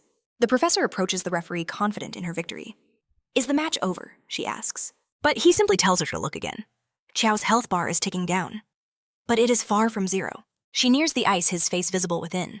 Surrender, she commands. You've already lost. Through the frost, his voice is unwavering. I refuse. To her, it's just pointless suffering before his health inevitably hits zero. But Chiao knows better. At this rate, he has plenty of time. He flexes his power from within Crack's spiderweb across the icy prison. Desperate, the professor pours more mana into her spell to restrain him. He's trapped once more, but a horrifying thought dawns on her. To even crack that ice requires monstrous strength. His head breaks free again. He grins. How much mana do you have left? The terrible truth hits her. She's completely empty. Meanwhile, his health bar looks like it hasn't even been touched. Unable to sustain this spell, her ice prison shatters, Chiao finally stands free. Powerless, all she can do is stare in absolute disbelief. Now, free with his opponent's mana completely drained, Chiao levels his spear at her throat. Surrender. He offers calmly, but she defiantly refuses. He flips his weapon. The blunt end crashes into her. The professor is sent flying, taking a massive 260 damage. The crowd erupts in a storm of shock and disbelief, but Chiao couldn't care less about their outrage. This is a competition after all. The battle ends with Chiao as the undisputed winner of the round. The directors are left speechless, and Su declares with absolute certainty, this year Chiao will be the champion. No one can stop him. A student rushes to the professor's side, noting she has enough points to advance. The problem, he sneers, is that so-called mage. He's an insult to this whole competition. Chiao scoffs at the remark. It's not his fault he's a mage who specializes in close combat, and is stronger than every single one of them. Meanwhile, in the shadows, the schemers are furious. Chiao remains undefeated, advancing to the second phase. Their leader curses the useless professor, vowing to handle this mess himself. Later, a student asks the professor her thoughts on the fight, commenting on Chiao's unnatural power. She pulls up the tournament bracket and freezes. Chiao was never supposed to be her opponent. The schedule had been deliberately manipulated. At first, she thought someone wanted her eliminated. But she soon realized the true target was Chiao. She wrestled with the thought. Should she warn him? She finds him and reveals the entire plot. She tells him to be careful that an enemy is still lurking in the shadows. But instead of fear, a fire ignites in his eyes. This only fuels his desire to find them and send them flying with a single blow. With Phase 1 complete, the stage is set for the main event. The strongest candidates who survived the first trial gather together. The final arena battles are about to begin. These are the top 10 finalists. The audience is torn. Is Chiao a true prodigy or just a lucky fraud? He is the first to step into the ring, his eyes scanning the crowd. He's not here for glory. He's hunting the coward who tried to sabotage him. He stands dead center, as if issuing a challenge. The crowd gasps. Is he planning to fight all 9 opponents at once? Behind him, another fighter enters oozing arrogance. The newcomer proclaims that only a true genius deserves first place. A genius like him. Before the words even leave his mouth, smack. A single slap sends him reeling, his health dropping by 354. Chiao looks down on him coldly. You are no genius. The audience is electrified. This kid is on a whole other level. They are now utterly convinced he will be the winner. His victories are so absolute that the crowd roars his name in a deafening chant. But he ignores the cheers, his focus singular finding the one pulling the strings from the shadows. The jealous rival swaggered up, calling him nothing but a crowd pleaser. Then came the insulting offer, 5 million. When Chiao looked puzzled, the mage clarified it was 5 million to throw away his dream and withdraw. He twisted the knife, pointing out Chiao was just an orphan. His parents left no legacy, and this sum could rewrite his entire life. But Chiao's pride flared. You can't put a price on a dream. Or maybe you can, he smirked, but not for such a pathetic amount. Seeing an opening, the envious one asked just how much more he wanted. Chiao would consider it for $1 billion, but he wouldn't turn down 100 billion if it was on the table. That astronomical figure was far beyond the rival's reach. So he declared he would break Chiao in the arena instead. Chiao finally understood the source of all this hate. This had to be the envious one. Like him, the guy was at the initial stage, and a shadow mage. A shadow. This was the first shadow mage Chiao had ever faced. The battle was about to ignite. A thrill ran through him. He was finally going to rearrange that arrogant face. With one hand, his opponent summoned forth his dark magic. Shadows began to bleed from the arena floor. Taking on humanoid forms, the mage extended a hand towards Chiao. A necromancer versus a shadow mage, the audience was electric. They roared for Chiao to summon his undead, but he just shook his head. He was more than enough to handle this alone. Gripping his spear, Chiao waited for the shadows to close in. The moment the first one entered his kill zone, he unleashed a vicious strike. But he noticed something was off. These were different, far more solid than any shadow had a right to be. These abominations had bones of steel and iron, the first phase of the envious one's plan to utterly crush him. But Chiao wasn't intimidated. He kept fighting his spear, tearing into the shadows that couldn't even defend themselves. If this was all he had, it was a joke. Solid or not, it didn't matter. He was eager to see if his pure strength could shatter one of them to pieces. With a powerful vertical cleave, he aimed to split a shadow in two. Despite the force of the blow, his blade didn't cut clean through. But since his spear was already at its neck, he attacked again at what looked like a weak point. And just like that, only 3 shadows were left. The envious one could barely believe the monstrous physical power Chiao possessed. If someone told him Chiao was a beast in human skin, he would believe it. In that moment of shock, another shadow lost its head to Chiao's blade. It didn't take long for all the shadows to be erased from existence. Now it was the envious one's turn to face the steel. As Chiao closed in for the kill, the envious one let out a chilling laugh. You don't think I summoned them for combat, do you? They were merely sacrifices, he roared, beginning to assimilate their dark energy. Before the ritual could complete, Chiao's blade sliced into the mage's arm. If not for the tournament rules, that shadow mage would already be claiming his plot in the afterlife. However, Chiao suddenly felt a searing pain in his own arm. The mage acknowledged Chiao's power, admitting he was the first to force him to use his shadows as sacrifices. It seemed any direct attack would reflect the damage back onto the attacker. Drawing a dagger, the mage warned that even without being attacked, Chiao was no longer safe. He then plunged the short weapon into his own body. The damage ripped through Chiao, costing him 50 health points. The envious one promised to honor his first offer if Chiao would just admit defeat. Despite this twisted situation, Chiao refused to yield. Meanwhile, the mage was stunned that a blow to the chest wasn't enough to drain his health entirely. So he stabbed himself again and again, sneering that Chiao's stubbornness was to blame for the agony that was about to come. The pain Chiao felt from these phantom strikes was terrifyingly real. Then, with no honor whatsoever, the mage prepared to target an extremely sensitive part of the male anatomy. This vile threat pushed Chiao too far. He reacted instantly with his spear severing the mage's arm. The envious one was forced back using his shadow sacrifice and assimilation once more. As a consequence, Chiao was blasted with another 496 points of damage. In a battle like this, overwhelming attack power was a fatal weakness. Chiao had to figure out the limits of this cursed ability. Perhaps it was tied to the dark aura that surrounded him. And then it clicked. He saw through the mage's entire trick. With his next attack, this fight would end. With one hand hidden, the rival taunted him, inviting him to try anything. Facing him down, Chiao executed a strike that hit nothing but empty air, causing a strange displacement nearby. Chiao asked coldly if the mage really thought he couldn't see through the illusion. Now it was time to see if he could dodge a real attack. The envious one scoffed, declaring that if he did, he would call Chiao daddy. The punch was already flying, ready to crush the mage's true face. In desperation, the mage summoned a defensive technique which barely withstood the first impact. It seemed Chiao's guess was dead on. Otherwise, the mage wouldn't have bothered to defend himself at all. Defending is not the same as dodging, the mage roars. Without hesitation, Chiao presses his attack, chipping away 125 health points. That shield could have stopped a boss-level monster, but against Chiao's overwhelming force, it simply shatters. The envious one can't believe it. This nobody is stronger than a dungeon boss. Chiao calmly advances his voice like ice. Let's end this farce.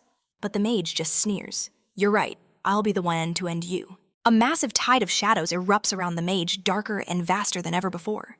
The abyss engulfs his body, his eyes glowing with a sinister light. The sheer power of this transformation finally gets Chiao's full attention. In this form, even a top-tier warrior would be helpless against him, let alone a necromancer. He will claim first place in this exam, no matter the cost. He is absolutely certain.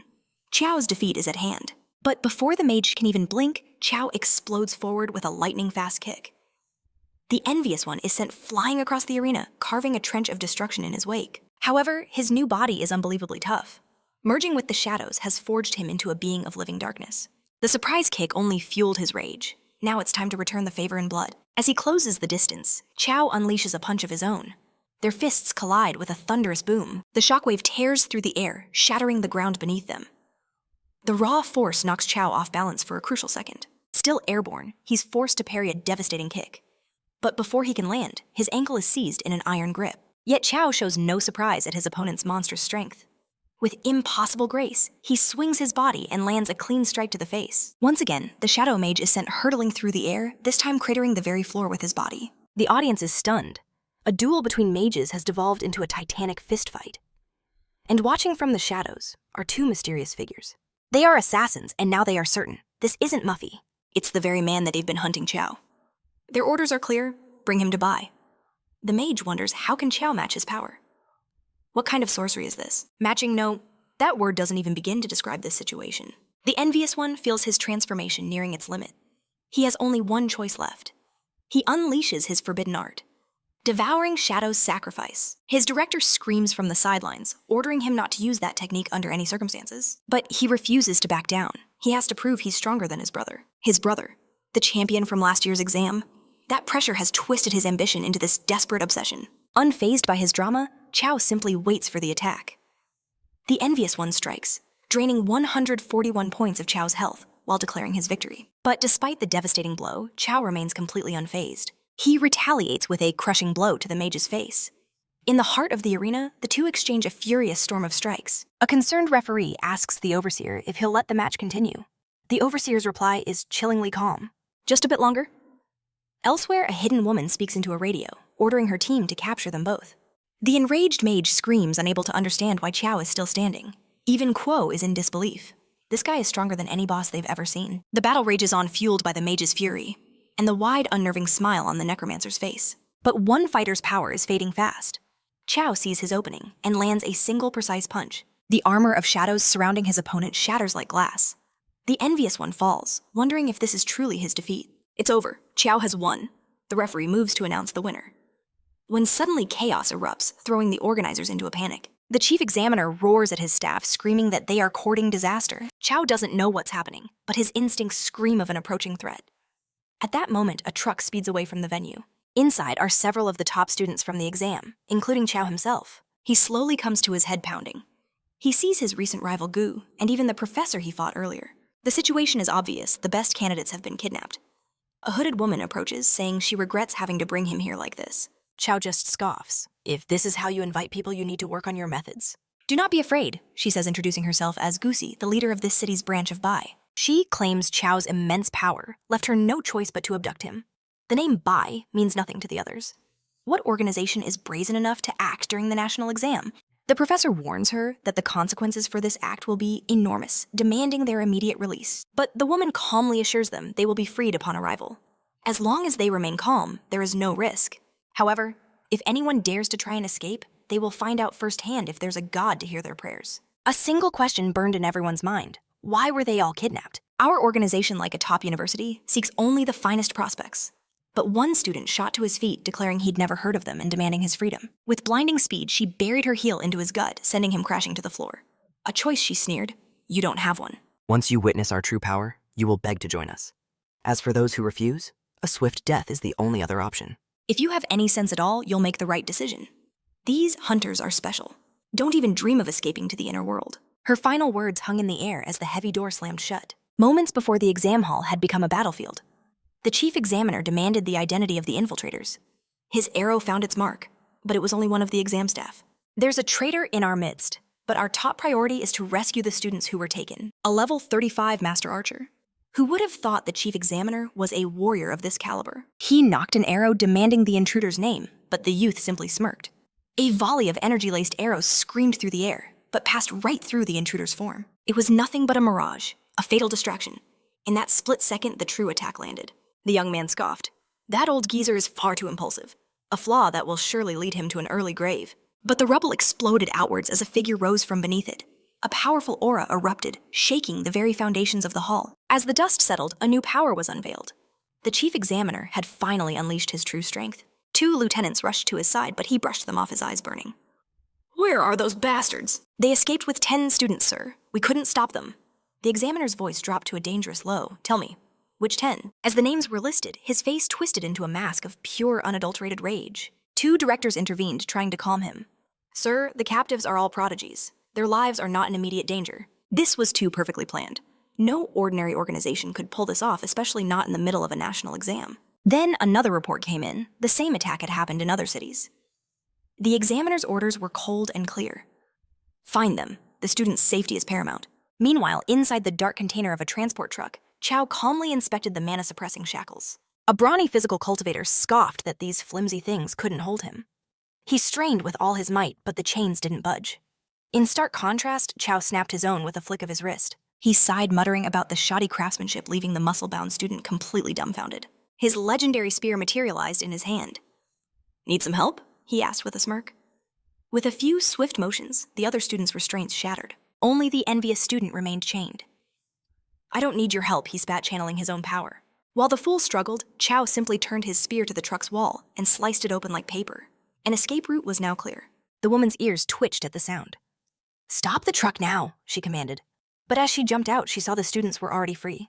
And once again, their eyes met in a tense standoff. Even a level 20 cultivator couldn't break those shackles, she screamed.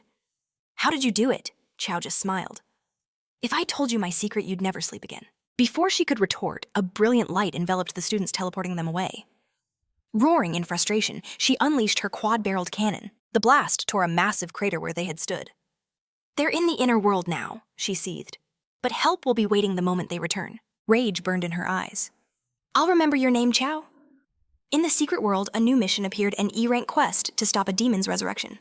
His companions were gone, likely scattered to random locations across this strange new world. He considered destroying the NPC's device to move freely, but suddenly his danger senses flared to life. A young disciple ran to his master in a panic. "The deity of pleasure.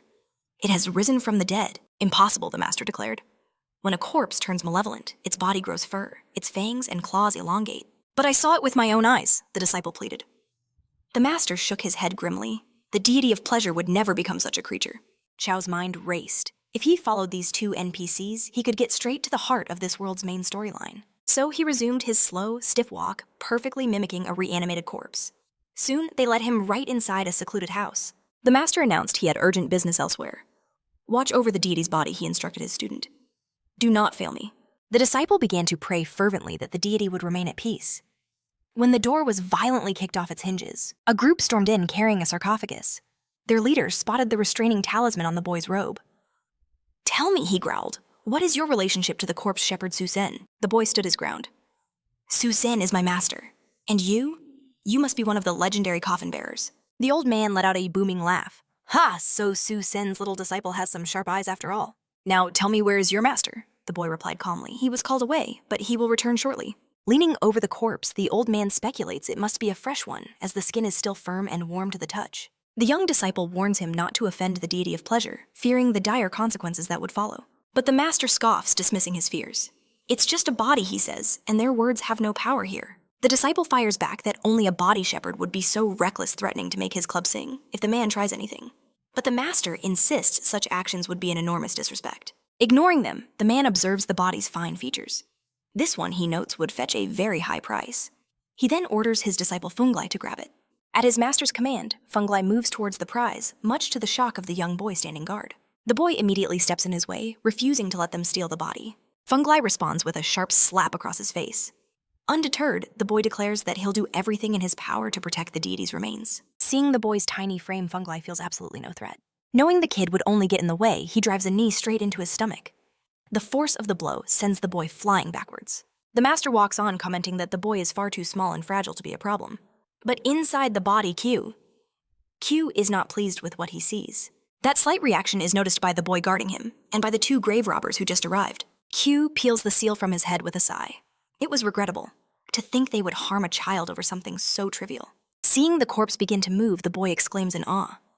The deity of pleasure has returned from the dead. Q had no intention of intervening, but he had to reach Coffin Mountain, and he wouldn't let these two sell him off like merchandise. Sensing an attack, the old man unleashes a poison technique, but it's completely useless as Q's fist smashes into his face. The old master's body soars through the air, crashing hard against the floor of the house. Only then does he realize this is no corpse, but a living, breathing person. Fungi, however, assumes it's a trick and charges forward undeterred. His club lands squarely on Q's face. But despite the heavy impact, the result is almost nothing, leaving even Q surprised. Witnessing such insane resilience, the old man can't tell if this is a man or a monster. Checking his status, even Q is a bit unsure. He's a reanimated body with plus 100 extra defense, but his health and mana do not regenerate. This was the effect of the body reanimating Bell, forcing him to act without a will of his own. And with his massive health pool, he didn't need mana anyway. The old man screams for his disciple to hold Q off while he prepares a powerful body suppression technique. Once again, the thug moves to attack the reanimated body. But Q is unimpressed, already preparing to strike back. His devastating blow sends Fungi sinking deep into the ground, even through his guard. Fungi screams to his master that he can't hold out much longer, but the cunning old man had already fled the scene. Fungi stares in disbelief, furious at being abandoned. Q tells him not to worry as the old man won't escape. Leaving the disciple behind, Q dashes after his true target. A single strike is all it takes to permanently retire the elder. The other man is left completely disheartened, but Q hasn't forgotten about him yet. Smashing his face into the dirt, Q sees the notifications pop up. Experience gained and attribute points acquired for the double takedown. Now his curiosity turns to the object they were carrying. It appears to be a spirit suppression coffin. With one hand, he pries it open to see what's inside. There he finds his companion, the paladin. Of all the people he could have found, he never expected her recognizing her instantly by her slim frame. Waking up, she seems less than pleased to be remembered for that. It seems they're now both part of the same dungeon mission, which explains why they both started out as bodies. The nearby boy can't believe his eyes. Another reanimated deity, taking advantage of his stunned state, Q addresses him. The boy asks what they need from him, and Q tells him they must go to Coffin Mountain. Coincidentally, it's the exact same destination the boy and his master were headed for. A short time later, the boy's master returns. The boy proudly claims he captured the deity all by himself. His master questions how he could possibly manage such a feat. They still had a long journey ahead. Elsewhere, monks marched in a procession carrying coffins as mystical seals floated around them, one chanting a solemn prayer. Q observed his surroundings with caution. The master spoke to one of them, ordering him to enter and saying the others would arrive shortly. He then hands a bell to his disciple, instructing him to take care of the deities. Holding the bell, the disciple shakes it gently. In the direction they're headed, countless more bodies line the path. Other participants from the exam. Yang recognizes two of his friends among them. Q feels a surge of happiness reuniting with his comrades in this strange place. To the boy's utter astonishment, the bodies begin talking amongst themselves. It seemed impossible that all these deities could actually be alive. In another location, the elders were gathered. One of them asks if they are all prepared for the deities of pleasure. This was the 5th time they were summoning the spirits, and he prayed they were all adequately prepared this time. Their mission was set for that very night, deep within the Forbidden Emperor's tomb. A chilling moon ascended, casting an eerie glow upon the land. The solemn procession of monks marched onward. Soon they all stood assembled before the tomb's imposing entrance. A bitter wind sliced through their ranks. With all the holy men gathered, a nervous voice broke the silence, asking if they could depart. The head monk turned slowly, his voice cold. "And where would you go?" The question hung in the air, confusing the young monk who dared to speak. "The hour has arrived for the supreme ruler's return. With these vessels, the divine emperor shall descend upon this world. Human blood will be the catalyst, the offering to welcome our emperor." Horror dawned on the monks' faces. A terrifying realization began to set in. They were never meant to be followers. They were the sacrifices. Pleading with the head monk was utterly useless. "If you value your life, run now," a voice cried out. But it was already too late. There was no escape from this nightmare. The entire clearing was now surrounded by reanimated corpses. The undead horde didn't just attack. They formed an impassable wall. These were not mere monsters. They were corrupted souls. The old monk finally understood the head monk's twisted plan. Witnessing the unfolding chaos, Chu frantically asked what to do. Their one and only mission stopped the demon's resurrection at all costs. So this divine emperor was the demon they sought. If that was true, there was no choice left. They had to fight. Without hesitation, they charged, cutting down the corrupted horde. But the head monk smiled. The sacrifices had entered the tomb, paving the way for his master's return. But looking closer at the fierce battle, something felt wrong about these corpses. They fought with a strange, lingering vitality. Enraged by this interference, the head monk's face twisted with fury. Raising a ceremonial brush, the malicious elder began to chant a chilling incantation. Meanwhile, Chiao found himself completely surrounded by the undead. His movements grew sluggish heavy. He realized with dawning horror, the curse was meant for reanimated corpses, and it was affecting him. Gripping his spear, he locked onto the source of the spell. With a mighty heave, the spear flew true piercing through undead bodies, straight for the chanting elder. But the elder's chant never wavered. As the spell reached its climax, he roared a command. Awakening 10,000 hidden corpses, the very ground began to tremble beneath them. Chao's companions were paralyzed with fear. In that moment, none of them could even move a muscle. "Be terrified," the elder cackled. "Your living bodies are the perfect feast for my emperor's glorious return." The situation had become absolutely critical. If this continued, the demon's revival was imminent. Chao glanced at the old monk who had guided him. "We came here to stop a demon's resurrection, remember?" The old monk's eyes widened in denial. "It cannot be. The demon of legend burned all creation to ash." One of the 4 great corpse ancestors, the dry demon. Human corpse or god, it doesn't matter. We must stop this resurrection. Channeling his power, the old monk shattered the curse binding him. "For a brief period, no corpse-affecting spell can touch me. And that will be more than enough. "As long as I stand, that demon will not leave its tomb." The elder turned to his corrupted monks, his voice a venomous hiss. "What are you waiting for?" Shaking off their fear, the holy men rallied. They began to systematically purify the reanimated corpses. The malicious elder shrieked in desperation. "No one can stop my master's return." Chiao simply smirked. "Watch me." He struck with every ounce of his strength. The elder's body slammed back lifeless against the ancient sarcophagus. A gasp of horror. The one absolute rule: the sarcophagus must never touch human blood. But it was too late. The vile elder's blood had splattered across the seal. From the earth itself, a demonic hand erupted. The dragon's breath was born anew. A system alert flashed before their eyes. The demon had been resurrected. Their mission had just been updated. Memphis stared in awe at the ethereal being materializing before them. The same shock was plastered on everyone's face, except for Chao's. Their new objective: defeat the demon. The mission difficulty had skyrocketed to D rank. An epic-level boss at level 20, with 4,000 health and 223 strength. Seeing those stats, some of the monks immediately broke rank and fled. They knew it was a hopeless fight. The demon's glowing eyes locked onto a fleeing coward. In a blur of motion, it gave chase. The man's face was a mask of pure despair. But then the demon's attention shifted to another young man standing his ground nearby. The coward deliberately ran towards Chiao, using him as bait to save his own skin. Realizing the betrayal, fury exploded within Chiao. The demon now stood before him, poised to strike. But before it could even move, Chiao launched his own attack head-on. The demon was sent flying as if struck by a cannonball. It smashed into the tomb wall, but quickly recovered its footing. From its gaping maw, it spewed a venomous mist. The toxic cloud narrowly missed Chiao, searing the air where he stood. "That's a powerful toxin, be careful!" Ju shouted a warning. The ice mage reacted instantly, unleashing her magic. Her frost magic engulfed both the poisonous mist and the demon itself. At the same time, the healer restored Chao's lost health. But with a flex of its power, the demon shattered the icy prison with ease. One student saw his chance, a gambit using shadow magic. He warped beside the beast blade, flashing in a swift arc. The demon barely flinched. The attack was worthless, but it ignited a terrifying rage, unleashing its cursed power. The demon drained their attributes. In a flash, Chiao's health was slashed in half. Unsure how to proceed, they knew one thing to beat this monster. With crippled stats, they had to fight together. Suddenly, a shockwave of debris erupted before them. It was Chiao, slamming his bare fists into the demon. The boy was stunned. The Necromancer's strike dealt 10 times more damage than his own strongest attack. Roaring, the demon retaliated, smashing into Chiao. Smashing. The impact sent him flying like a rag doll. Yang rushed to his side, asking what they could possibly do now. No one could even scratch the boss's defense. Nearby, the envious student watched with greedy eyes. Chiao locked onto him. With a cunning move, he kicked the coward straight towards the demon, forcing his hand. The shadow mage was now face to face with the beast. With no other choice, the mage summoned his shadows. Just before impact, he threw up a dark barrier, desperately protecting himself. Chiao watched, impressed. He never thought such a defensive skill could be so crucial in a fight like this. The monster relentlessly hammered the shadow mage. Finally, the student unleashed his ultimate skill. Shadow sacrifice. He would now take the demon's blows head-on. The force of the impact was so immense, the very ground beneath him cracked. On the front lines, the Shadow Mage gritted his teeth, enduring the demon's brutal assault. As he held the line, the other two mages began chanting, preparing their ultimate spells. The professor yelled that she was almost ready. Her spell fully charged, she unleashed a cataclysmic wave of ice magic. At the exact same moment, Yang cast his own restriction magic.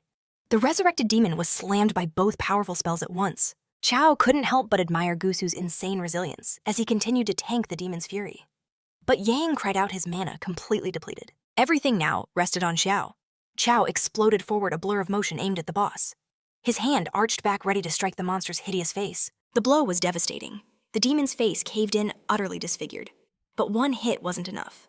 Chiao rained down a relentless storm of punches. The barrage was so overwhelming, the mighty demon was reduced to a defenseless child. After taking such a humiliating beating, the demon finally fought back with everything it had. It screamed in pure fury, roaring that not even its own father had ever hit it so hard. It was time to return the pain 1,000-fold. But unlike the demon, Chiao didn't just stand there and take it. He instantly countered, and once again the demon's body was sent flying into the nearest wall. It struggled to rise, but it was all for nothing. Chiao was already upon it, poised to deliver the final blow. But the monk shouted, "Chiao, you can't! It must be me who finishes it." However, mere words can't stop a body plummeting from the sky. The demon's face smashed into the hard ground one last time. The mission was complete. Chiao's performance evaluation, A rank.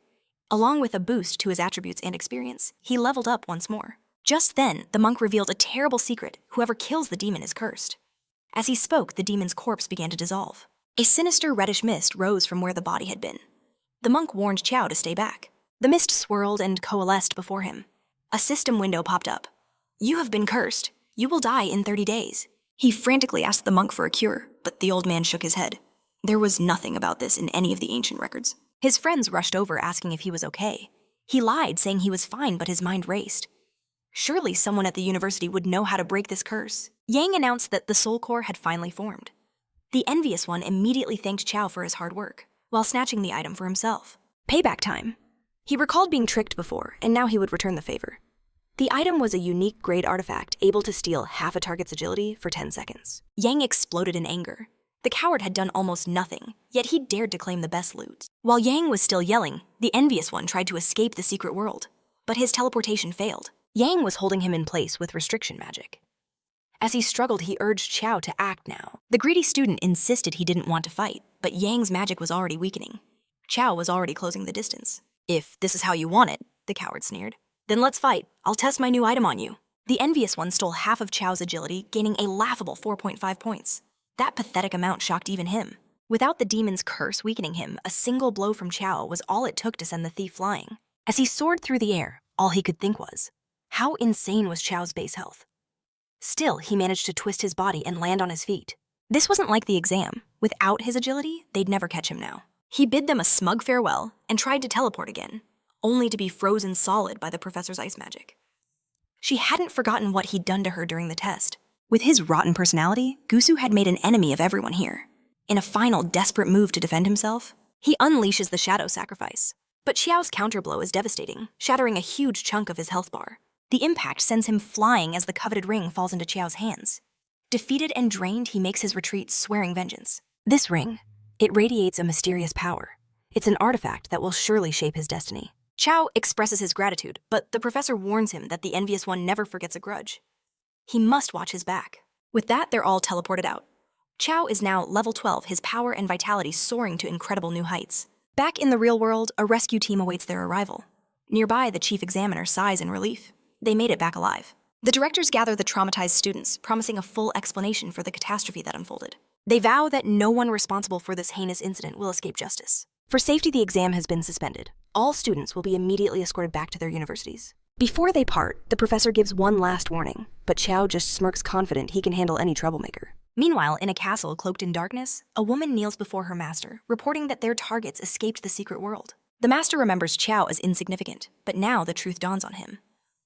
This is the son of the legendary Chiao Aning. A dangerous new interest sparks in his eyes. Back at Chiao University, however, life seemingly returns to normal. The bus carrying the exhausted students finally arrives. Chiao and his friends step off the dungeon, now a surreal memory. Professor Peng greets them at the gate, his face filled with overwhelming relief at seeing them safe. Chiao pulls Pang aside, urgently requesting a meeting with Director Ji. In the director's office, the powerful man waits to hear what the boy has to say. Chiao reveals the grim truth in the dungeon. The boss laid a curse upon him, leaving a sinister mark on his arm. The director's eyes widen in horror. He recognizes it instantly. It's a death-cursed Chiao has only 30 days left to live. Professor Pang is stunned by the terrifying diagnosis.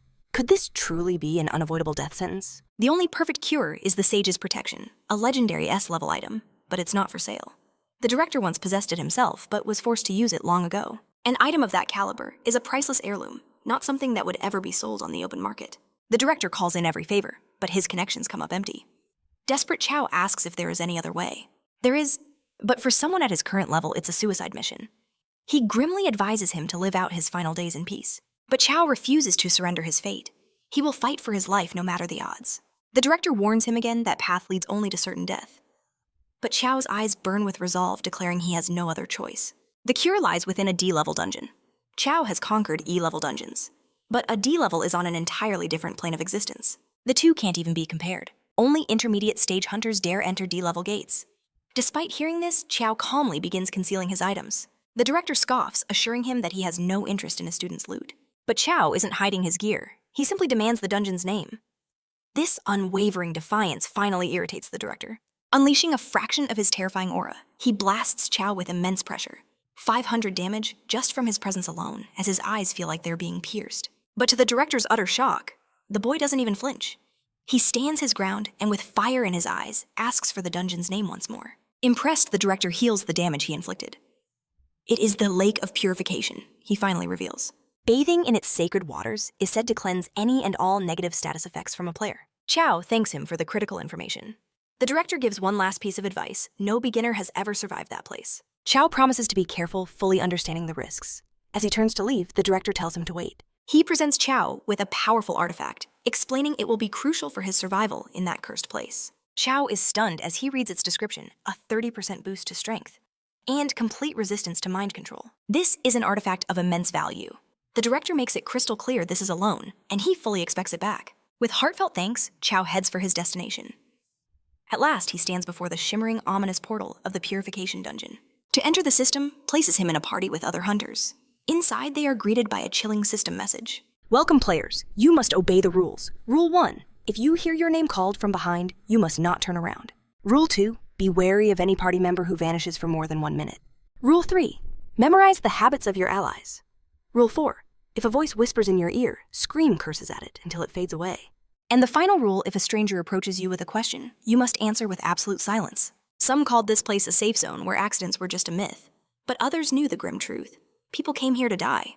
Following protocol, a young woman introduced herself Chinkumshu, a level 22 water mage. Chaos. Xiao, a blade master of the same level, was next. The party was rounded out by another mage, a blade master, and a sword master. That last one was the team's ace, the only level 25 player. And then Chiao stepped forward, a mere level 13 necromancer. The man in glasses scoffed in disbelief.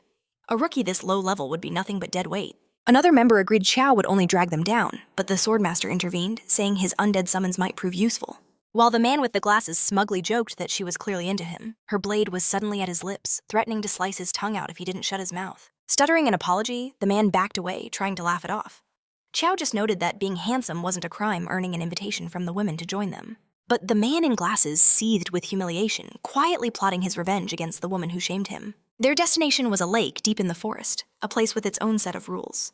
They called him Little Brother, warning him to be careful. The mage asked Chiao why he would even attempt a dungeon like this. He paused, and before he could answer, a perfect copy of him appeared from thin air. The Blade Master shouted, demanding to know why their party of 6 had suddenly become 7. Now they had 2 necromancers on the team. No one could tell which was the real one. Trapped in confusion, the bespectacled man made a ruthless suggestion: kill them both. The mage offered a different test, proposing that the one who could actually command the dead had to be the original. But the copy immediately began summoning undead, putting the real Chiao in an impossible position. After all, who would believe a necromancer who couldn't use his own magic? Either way, Chiao wasn't about to tolerate an imposter. He prepared to erase his own double from existence. The copy was sliced apart with shocking ease, stunned by the young man's power. Its form dissolved, revealing a grotesque mass of writhing tree trunks. The monster was now determined to crush the real necromancer, but its attack was futile. Chiao cut it down effortlessly with a single sweep of his spear. It was just a common spirit, but defeating it seemed to yield a special reward. The blade of his spear began to absorb a strange energy. He alerted the party that something was happening to his weapon. Now they were curious. How could a necromancer wield a spear like that? And how did he crush a level 22 monster so easily? He simply said he'd had an extraordinary body since birth. As he spoke, eerie bluish flames erupted from the ground nearby. A powerful spirit had just materialized. Chiao yelled for everyone to be on guard, but it was too late. The spirit shot forward, diving straight into the swordmaster's body. Instantly, she fell under its control. Her first move was a devastating strike against the necromancer, inflicting a massive 1,000 points of damage. Looking at the damage from a mid-tier player, Chiao was grateful for his high health points. Any other player would have been finished. The possessed swordmaster turned on her own companions. The others screamed that they had to take her down, but the mage cast a water spell instead. The spell engulfed the swordmaster, trapping her inside a swirling prison of water. The other two members moved in to finish her off, but she shattered the watery prison with sheer force. She was ready to resume her rampage. This impossible strength left the other players stunned. But Chiao was already moving, appearing behind her in an instant. He struck her with a single precise blow to the face. The impact knocked her unconscious, forcing the wicked spirit out of her body. The man in glasses was completely floored by the boy's raw power. The spirit now hovered above its former host, visible to all. The mage screamed for everyone to attack it at once. Wielding his spear, Chiao didn't hesitate for a second. He drove the tip of his weapon straight through the spirit's core. The entity that had possessed even their strongest warrior vanished without a trace. Finally, the swordmaster regained consciousness, earning a hateful glare from the mage. As things calmed down, the mage restored her lost health. The swordmaster explained she had no control while the spirit was inside her. It was time to press on, and Chiao advised everyone to be on high alert from now on. The swordmaster thanked him, admitting the others would have probably killed her. Chiao simply replied that dungeons were about helping each other survive. Wincing from his punch, she asked how a necromancer could be so physically strong. Again, he just said he'd always been this way. The group ventured deeper into the forest, but two of the men started lagging behind, much to the bespectacled man's frustration. A strange sound made them turn around. A massive monster loomed behind them, asking a chilling question. Do I look more like a human or a god? It was a rare level 29 monster. As it repeated the question, the bespectacled man foolishly answered that it looked like neither. Before he could say another word, the monster attacked. Though caught by surprise, they barely managed to raise a defense. The man in glasses wondered why it was so hostile, but his partner screamed at him to stop asking stupid questions. This was the unbreakable rule of the forest. Frustrated, the bespectacled man charged forward, but the monster's speed was overwhelming, and it landed the first crushing blow. From the blind spot, his partner lunges forward. But the moment steel meets flesh, his blade explodes into 1,000,000 shards. He can't believe his eyes. The beast opens its maw, creating a terrifying vortex. A sickly yellow mist begins to swirl towards him. The stench is unbearable, and it carries a deadly poison. A wicked grin spreads across the monster's face as a storm of deadly blows rains down. Further back, Kyo stops. Did you hear that? The mage nods, her face grim. It sounds like a battle. The two scouts are missing. They must have run into trouble. After a frantic search, they find their bodies sprawled on the forest floor. The man in glasses writhes in agony, pleading for someone to save him. And standing over him is the creature responsible for the carnage. It turns its gaze to the new arrivals. Tell me, it sneers, do I look more like a human or a god? Kyo just scoffs. You look more like a cheap mascot costume. The monster freezes, processing the unexpected insult. It absolutely hates that comparison and decides Kyo will be the first to die. The mage panics. That thing took down 2 players effortlessly. But another woman, a wood mage, leaps to Kyo's defense. She summons thick vines to bind the beast, but they barely slow it down. The monster's raw power simply shreds through her magic. And so Kyo takes the full force of the attack. His health dropping by nearly 400 points. But he doesn't even flinch, suffering only a minor scratch. The creature stares in disbelief. How is this even possible? Slipping on a pair of brass knuckles, Kyo taunts, "Didn't your mother tell you to eat your vegetables? You seem a little weak." Then it's his turn to strike back. A single punch deals over 1,000 damage. His companions are utterly stunned by this insane display of power. Even the man who was just defeated can't comprehend the level of strength he's witnessing. The impact sends a shockwave of debris across the forest floor. To Kyo, this forest is full of fun surprises. The monster is obliterated in an instant. But now his party members are terrified of the real monster standing beside them. They whisper among themselves, certain he's possessed, especially since Kyo showed no hesitation in using necromancy to kill. The two women share a worried look, contemplating what they just saw. Kyo walks back to them. Is everyone okay? But their faces are pale, clearly disturbed by the brutal display. The man with glasses recoils. Don't come any closer. Kyo is genuinely confused by the reaction. He points a trembling sword at Kyo. Are you a monster? There's no way a low-level player could kill a level 20 beast barehanded, but if you were a monster, why would you save us? Still, the man is convinced it's all just an elaborate trick. "This forest is already too dangerous," he declares. "If you can't prove you're human, get out of our party now." The women quickly defend him, saying he's been nothing but helpful. But the other man is also suspicious of Kyo's unbelievable power. With a sigh, Kyo summons an item from his inventory. He's about to give them the proof they need because monsters can't own player items. The mage Frozen realizes it's true. Items are restricted to players. He can't be a monster. Though still wary, the men have no choice but to accept it. That is until one of them notices the item's rank. It's an A rank item. A flicker of greed awakens in their eyes. They quickly apologize, claiming his identity is confirmed, and decide to continue deeper into the forest. But Kyo isn't stupid. He can feel a conspiracy brewing in the air. As rain begins to fall, the group presses onward. How could a novice necromancer possibly have 2 A-rank items? They didn't care about the how. All they wanted was to take them for themselves. This was the perfect opportunity, an unbelievable stroke of luck. They were sure they could overpower him, planning to kill him and split the loot. The more cautious one reminds them Kyo crushed that monster, but the man with glasses scoffs. "That was only because we poisoned it first." Now, they just need to wait for the perfect moment to strike. The man with glasses is about to give the signal, but up ahead, Frozen spots something in the gloom. The entire group snaps to attention. She points a trembling finger forward, her face pale with fear. A horde of zombie-like creatures is shambling towards them, and behind them, countless shadowy spirits begin to materialize. Are those the souls of players who died here? Someone whispers. They never imagined this dungeon would be so horrifying. The dark-haired woman calls out, "Over here quickly!" In front of her is a strange altar covered in ancient inscriptions. After deciphering these runes, her face turns grim. It says the only way to clear this quest is with the sacrifice of a living soul. She then explains what those wandering spirits are. They are slaves, the souls of those who were sacrificed, condemned to be imprisoned here for all eternity. The horrifying implication of a sacrifice sends a chill through the entire party. For the hunters looking to betray the necromancer, this was the perfect moment to strike. With cold-blooded intent, they advanced on him ready to end his life. Tao was frozen in disbelief, unable to process their sudden betrayal. They shoved him forward coldly, stating they were just clearing the dungeon's quest. Rage burned in his chest. He had literally saved their lives just moments before. The man in glasses sneered, declaring there's no such thing as loyalty in a dungeon. The second they stepped outside, they'd be strangers. It was Tao's own fault for being too weak to survive. And just like that, Tao stood alone at the center of the sacrificial altar. The glasses wearer ordered his partner to activate it, but the brute had no idea how. When he demanded answers from the long-haired woman, she simply replied she wasn't obligated to tell him a thing. Seething with rage, he snarled that he would deal with her next. To prevent any mistakes, they decided a sacrifice meant killing Tao right then and there. His director had warned him, but Tao never imagined he'd meet people this despicable so soon. In their eyes, he was just a useless necromancer who couldn't even summon the dead. A complete failure who posed absolutely no threat. The women were unsure of what to do, but the long-haired warrior made her choice. She declared that Tao had saved her, and she would repay that debt. With that, the two fools charged, certain of their victory against someone so weak. A powerful aura erupted from Tao, ready to wipe these insignificant extras from existence. It was only a matter of time before they understood their place. Their furious attacks landed on Tao, and did absolutely nothing. A heavy blow was effortlessly deflected by his spear. Still delusional, they tried to intimidate him, demanding he hand over his items in exchange for his life. A flicker of amusement crossed Tao's face. So that's what this was about? They were after his priceless gear. With a single motion, he sent the fool flying.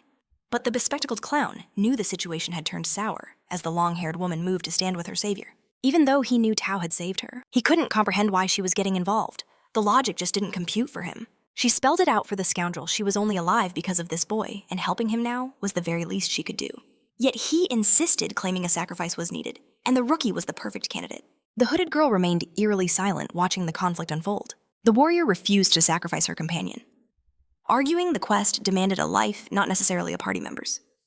Meanwhile, Tao continued to pressure the other attacker. Realizing this, the man with glasses understood the tables had completely turned against them. Even his own partner was baffled. What was wrong with this kid? He was abnormally strong. A confident smirk spread across Tao's face as he reminded them a sacrifice was still needed. The two fools decided that together they could surely take down a mere initial stage mage. That was the last straw for the long-haired girl. Seeing her outrage, the betrayers decided they would just take her down too. Suddenly, the hooded girl activated some kind of device. A barrier of light shot up from the altar, trapping them all as they watched in confusion. A system message appeared. The altar had been activated. An intense, crushing pressure began to bear down on them all. Thanks to his immunity-granting pendant, Tao was completely unaffected, deducing it must be a powerful mental attack. Looking outside the barrier, the glasses wearer cursed the hooded girl, demanding to know what she'd done. She simply replied it was nothing much, just her way of clearing the dungeon quest quickly. He cursed her again as vicious plants began to erupt from the altar, snaking around the player's legs. She sneered that if they were allowed to attack Tao, then she was certainly allowed to attack them. Tao watched with intrigued eyes, wondering how this girl knew the exact procedure to activate the altar. He recalled a golden rule: never let a party member out of your sight for more than a minute. You can never be too cautious. If she knew this much, she must have been in this dungeon before. Turning her back on their impending doom, she wished them a pleasant death. But Tao had absolutely no intention of dying here. With earth-shattering blows, he obliterated the vines, attempting to bind him to the stone. Once free, he leaped clear of the altar, landing right in front of the girl. She stared in shock. It was impossible. Why wasn't he affected by the altar's power? After saving his new ally, he turned to the true villain. He wanted to know the same thing. How did she know so much about this place? He pieced it together. From the very moment they entered this dungeon, she had planned to use them all as sacrifices. A malicious smile confirmed his theory. "Do you still have any doubts?" she asked, unleashing a technique that turned the vines into whips as sharp as blades. Determined to survive, Tao expertly wielded his spear, deflecting the storm of attacks. But to his surprise, his spear couldn't cut through them. The girl mocked him. An initial stage mage stood no chance against her an intermediate stage powerhouse. She launched an attack too fast to defend against. Something struck his neck and Tao staggered back, wondering what just happened. A tiny parasite clung to his skin. "Just stop resisting," she whispered, "and become my sacrifice." Seeing her move in closer, he spotted the perfect opening and activated the power of his ring. The girl's agility was instantly cut in half, but the effect would only last 10 seconds. Tao had to act now, unleashing his pendant's ability. His strength surged by 30%. Her agility might be nerfed, but her arrogance was at its peak. To her, he was just a beginner. But reality was about to serve her a brutal lesson. The beginner lunging at her was ready to punch her a one-way ticket to the afterlife. A cold sweat broke out on her skin, but her pride wouldn't let her back down. She still believed he was powerless against her. As a last resort, she summoned vines to form a protective wall. But her defense shattered like glass, completely useless against his charge. A powerful fist slammed into her face, sending her flying backward like a home run baseball. Her mind reeled in disbelief. How could this weakling possess enough power to injure her with a single devastating blow? But she had no time to process the shock. The assault wasn't over. Once again, Cao's fists rained down upon her. He unleashed a merciless barrage of strikes, a beatdown so brutal it would have landed him in prison anywhere else. The cunning woman even tried to play the gender card. But Chiao shot her down with ice-cold words, reminding her that she tried to kill him first. He was just returning the favor. Even though he was right, his new companions watched in stunned silence, a little terrified by his sheer ruthlessness. The punishment continued until the ring's power finally wore off. The hunted woman seized the chance to scramble away, creating some much-needed distance. The ring's curse may have lifted, but the damage was already done. She was in no condition to continue fighting. Wounded with her pride in tatters, she glared at Cao with pure hatred. "I won't forget this!" She seethed before vanishing with a final threat. "This isn't over." He knew, however, that without the pendant the director had given him, this fight could have ended very differently. Turning to the others, he assured them they were safe now. But they flinched, still shocked by his ferocity. Chiao sighed. "It's not my style to hit women." But that was a special exception. They returned to the ominous altar, noticing the other two hunters were gone, almost certainly sacrificed. Cao summoned his spear as one of the girls nervously asked what he was doing. His voice was grim and absolute. "An altar like this has no right to exist." They watched in awe as he didn't just strike the altar, but began absorbing its dark life energy, directly converting it into attribute points and experience. As the altar crumbled into nothingness, a wave of power washed over him. He had leveled up, gaining another massive boost to his stats. The reward was incredible, which explained the woman's desperation to sacrifice them all. Even so, he could feel a mysterious unknown energy now resonating from his spear. With the dark artifact destroyed, the girls finally approached him, their fear now replaced with a sense of wonder. "You saved us," they said, their voices trembling with relief. "We could have been sacrifices." Shaken they made their choice, this dungeon mission was over for them. "It was nothing," he replied coolly, his mind already elsewhere. He would have saved them anyway. But now, his true objective awaited the Purification Lake. There it was. The souls that haunted this place were surely freed now that the altar was destroyed. Without another word, the young man started taking off his shirt. Frozen's cheeks flushed red, while the black-haired girl shot him a sharp look. "Just what kind of stunt are you trying to pull?" she demanded. He sighed, revealing the dark mark on his skin. "I'm cursed. I came here to break it. See for yourself." Her eyes widened in understanding. "Oh, I thought you were about to lose control." With the misunderstanding cleared, he dove headfirst into the lake's shimmering water. Frozen's eyes lit up. "Wait for me," she called, turning to her friend. "In a place this twisted who knows, we might be cursed too." It was a strange logic, but in a place like this, it made perfect sense. And as he submerged himself in the water, he could feel it. The curse was finally starting to fade. Still, the insidious seed lodged deep in his neck remained. A problem for another time, he decided just as he realized his companions were now undressed and joining him in the water. This dungeon was beyond bizarre. Without Chiao, none of them would have made it out of there in one piece.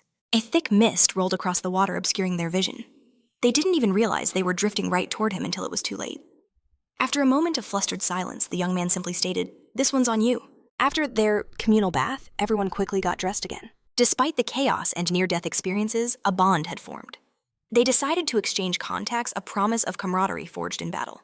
As the girls departed, a system window popped up. "Mission incomplete.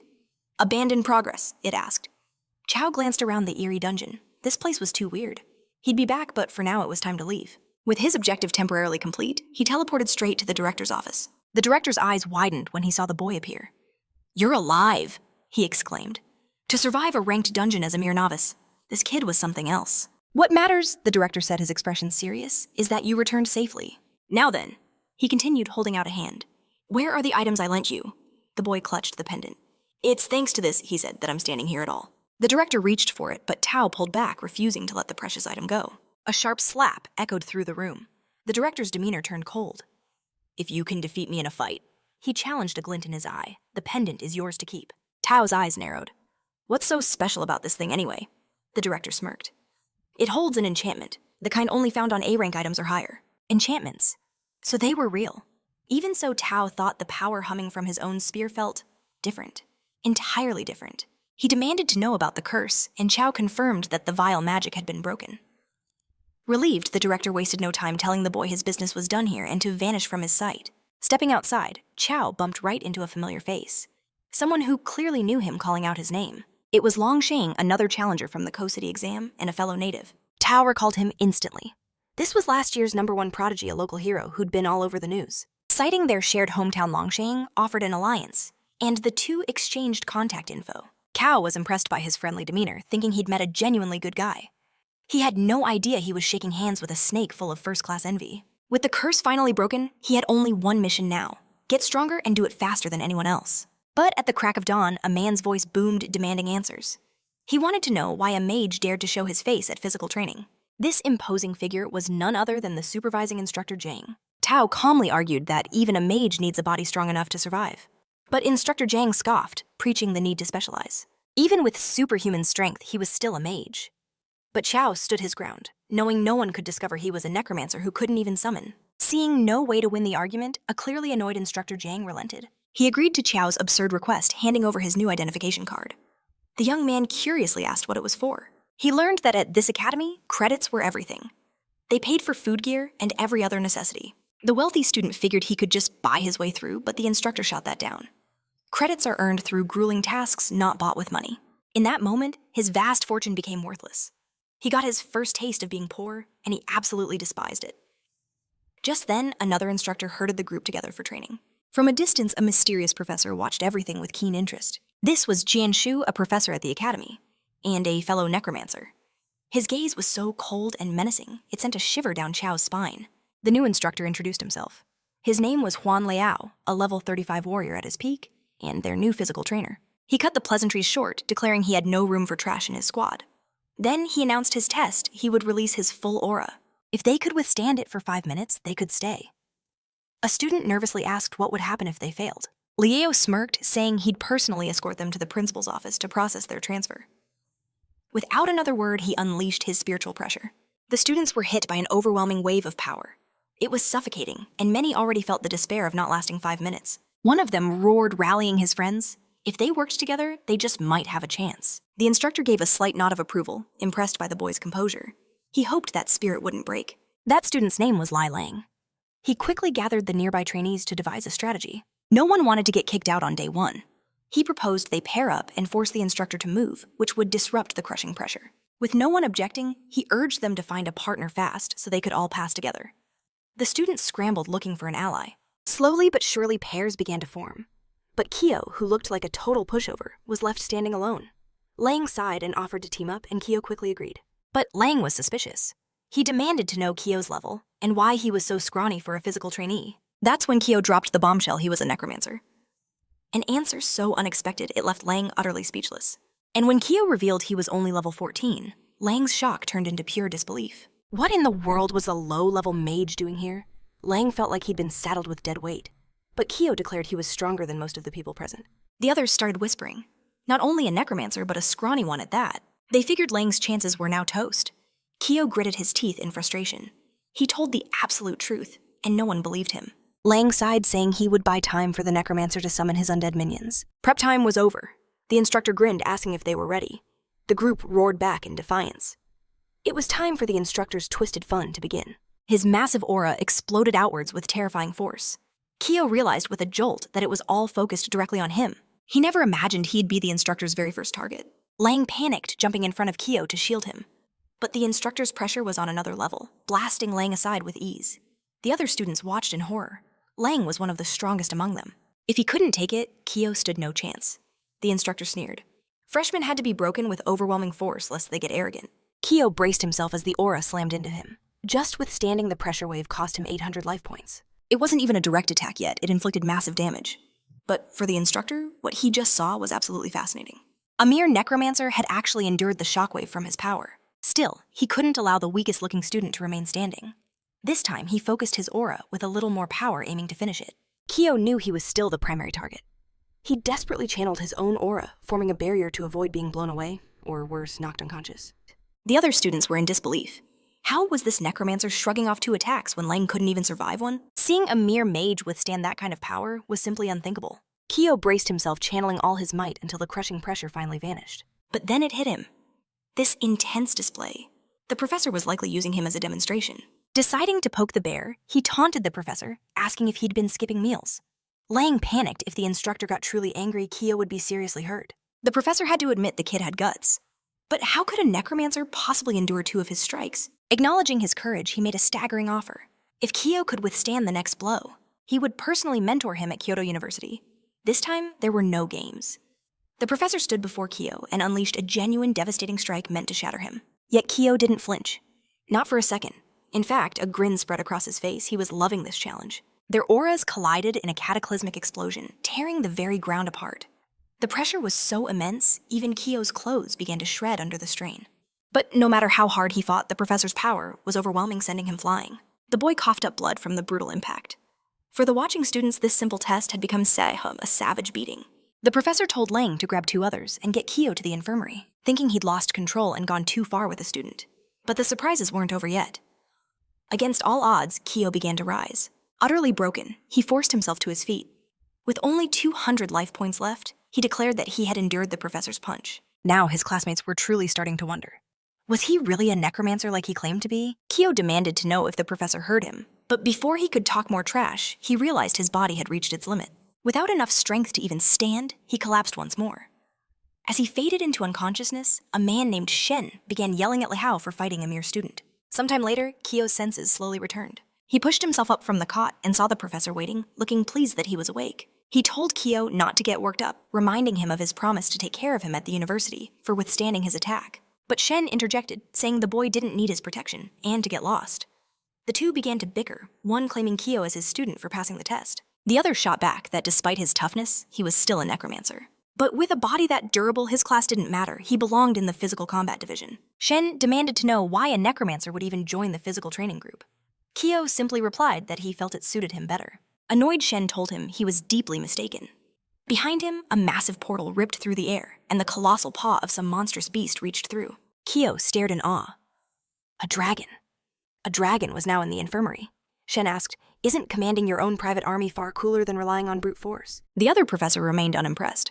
Shen promised that if Kyo became his student, he would teach him the ultimate arts of necromancy. One day he might summon a dragon with a simple wave, but they had no idea his spiritual power was 0, making it impossible to raise even a single skeleton. After that incredible display, Kyo flatly declined Professor Shen's invitation.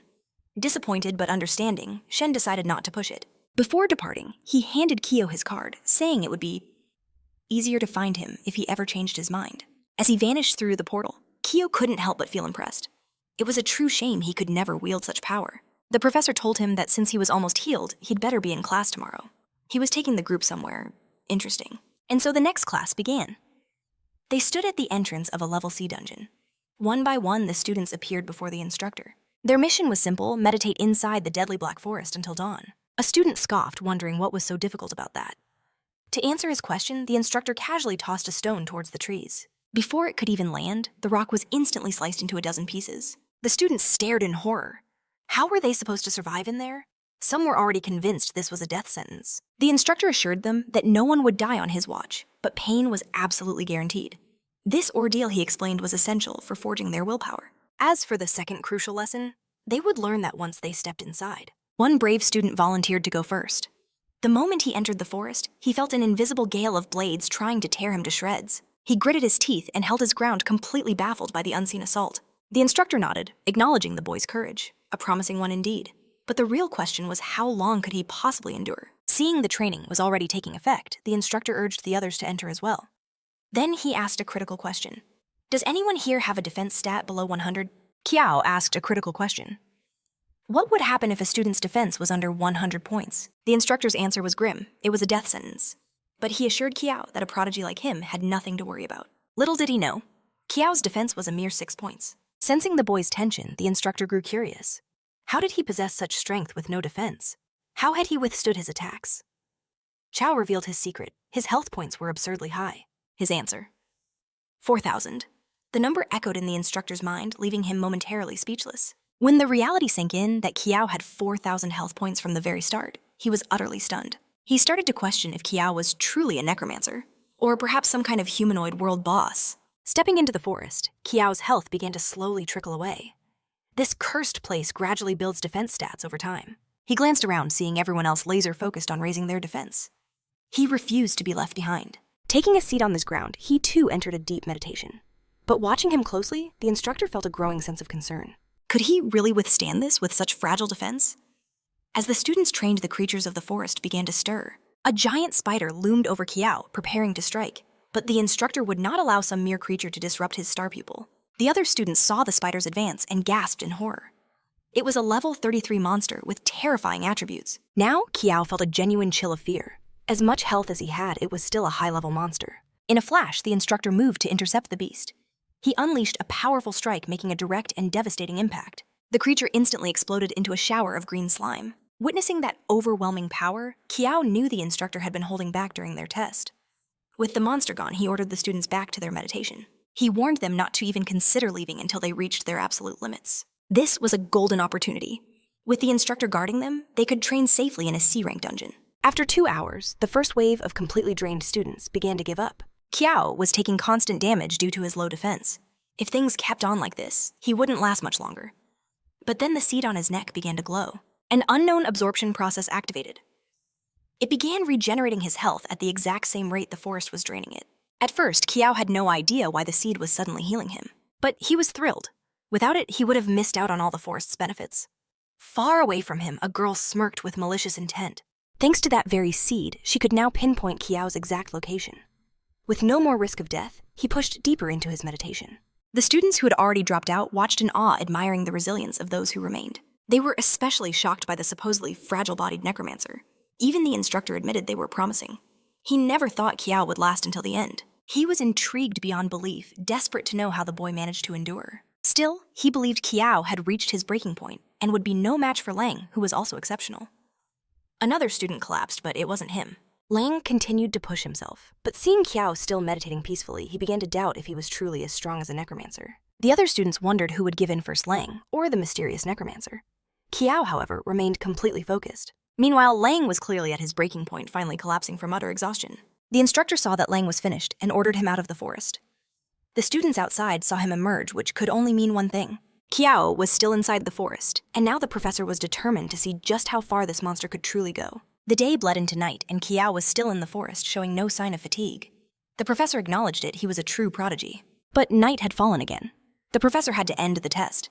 At night, not even he could guarantee Kiao's safety in this place. Kiao decided to stop for now. As he left, he couldn't help but think that the forest was absolutely insane. In a single day, he had managed to increase his defense by 17 points. The students speculated that if it weren't for the darkness, Kiao could have stayed in there forever. The professor ended the class and told them all to rest. A few days passed by in a blur. Thanks to the seed, his defense had increased dramatically, and he couldn't wait to continue his training. Just then, some of his friends approached him. The short-haired girl proposed they start a guild. She listed the benefits like access to exclusive dungeons and competitions. He loved the idea, but he had to run to class. He promised to meet them right after to begin the guild creation process. The rich kid agreed to the guild, but only on the condition that he would be the leader. Their heavier friend, in a rare moment of clarity, said it would be a total embarrassment if he were the leader. Elsewhere, the professor stood before a shimmering portal. His guest had heard rumors there was a prodigy in his class. The professor smiled. Indeed, there was. But here's the twist. Our hero is a necromancer.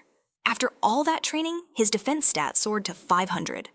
And with that came a chilling thought. He might have finally hit his limit. As his eyes fluttered open, a strange symphony of lights danced around him. And there in the forest stood a blonde girl, the mechanical Empress herself. Xiao was stunned, wondering what she was doing here. Some power within him was absorbing energy, using it to reconstruct her physical form. Yuni never imagined the seed was capable of this. So he asked what Her Majesty commanded. She reminded Xiao of his promise to show her the world, and that it was time to fulfill that vow. A blinding light erupted from her being. In that instant, the Empress returned to his body. The process was agonizing, but she promised the pain would fade. From now on, their senses were one.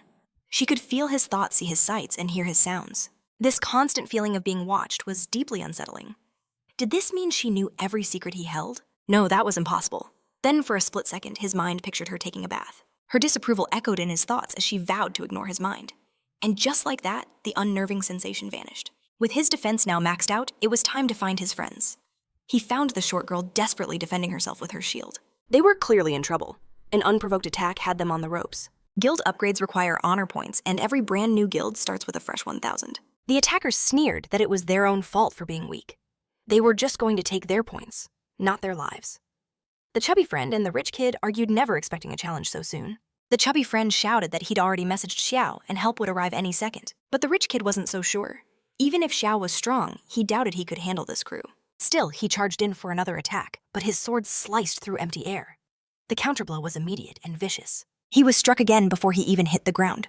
The short girl cried out Mafei's name in terror. The lead thug smirked, wondering if this was their leader. If so, he must be their strongest. To them, it was hilarious that such weaklings had dared to start a guild.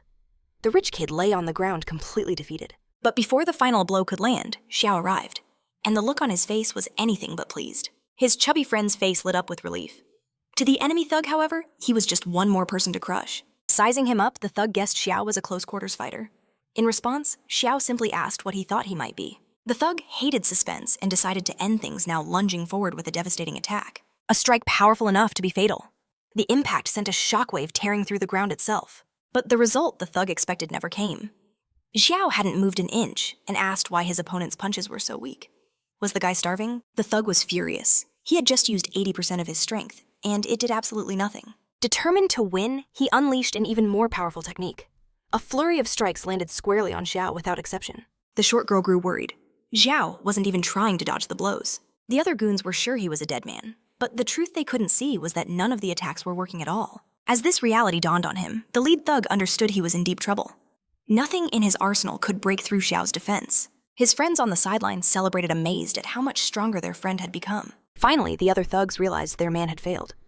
All the while, their guild president sat nearby watching everything unfold. Meanwhile, Xiao had simply been waiting. The thug had his turn, now it was time to return the favor. He shifted into an attack stance, his aura flaring. He was about to make this punk regret the day he was born. Sensing the immense danger, the thug threw his arms up in a desperate attempt to guard himself. His lackeys shouted, "If his defense is high, his attack must be weak. You can take it." Believing them, the thug braced for the impact. But Xiao had already focused his entire aura into his fist. He unleashed the blow. The thug met it head-on, confident he could block it. To his utter misfortune, it was a critical hit, and his guard was completely shattered. The thug crumpled to the ground unconscious. Xiao sighed, remarking that the youth of today had no respect. Driven by rage, the remaining thugs abandoned all reason and charged forward together. But their president's voice stopped them cold. He ordered them not to even try, declaring that none of them stood a chance against this person. The enemy leader approached Xiao.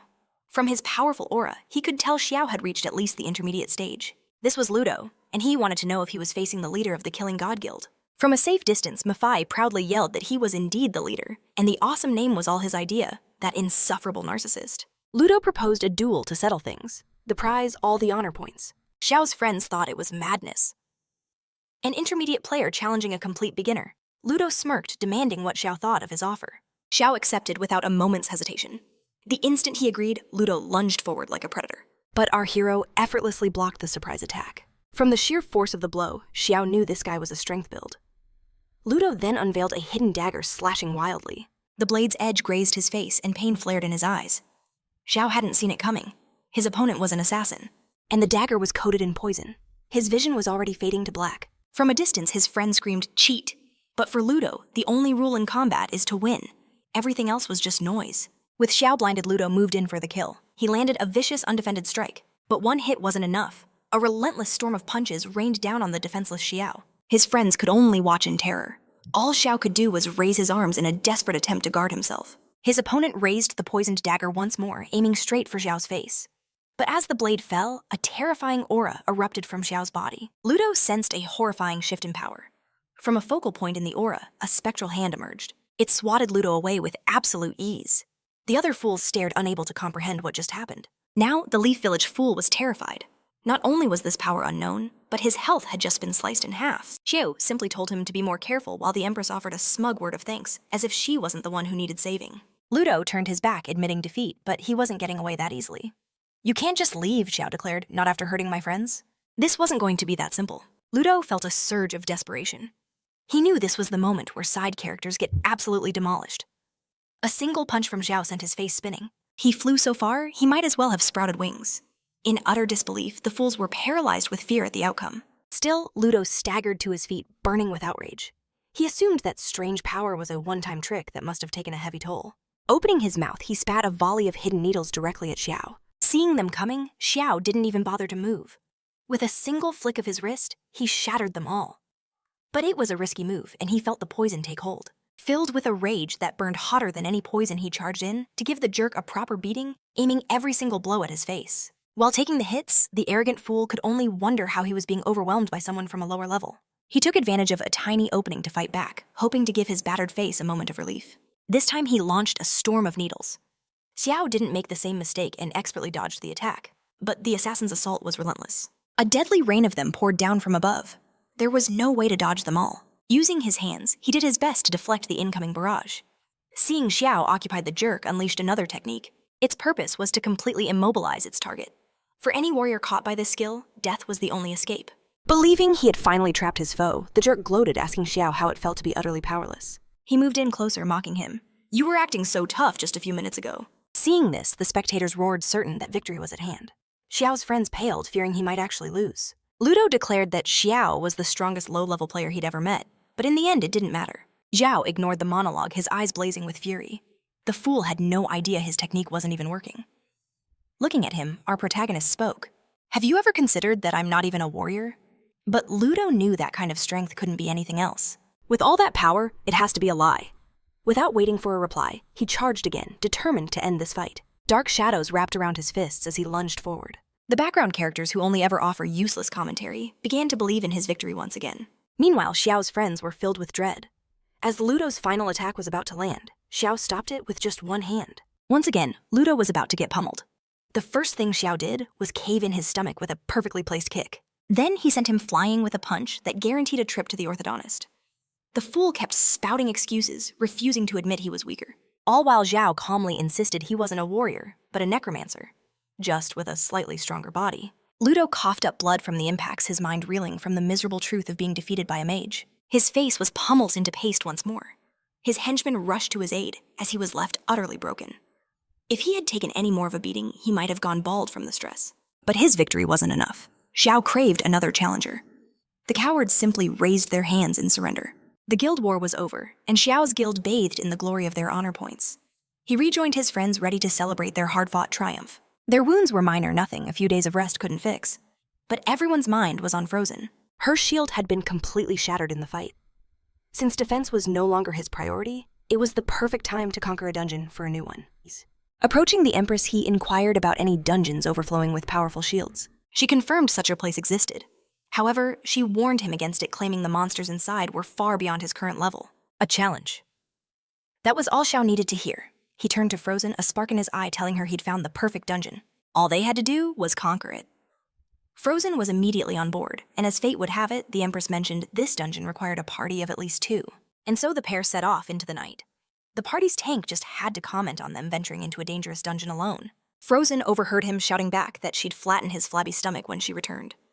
This was no ordinary instance. It was a ranked dungeon in the pseudo-underworld. A wave of fear washed over Frozen, but Xiao offered a reassuring smile, conveniently forgetting he nearly died in the last ranked dungeon he'd faced. He checked with the Empress one last time, asking if this was truly the place she spoke of. She simply gave him a knowing, suggestive look. Frozen felt she'd only hold him back, feeling utterly useless without her shield.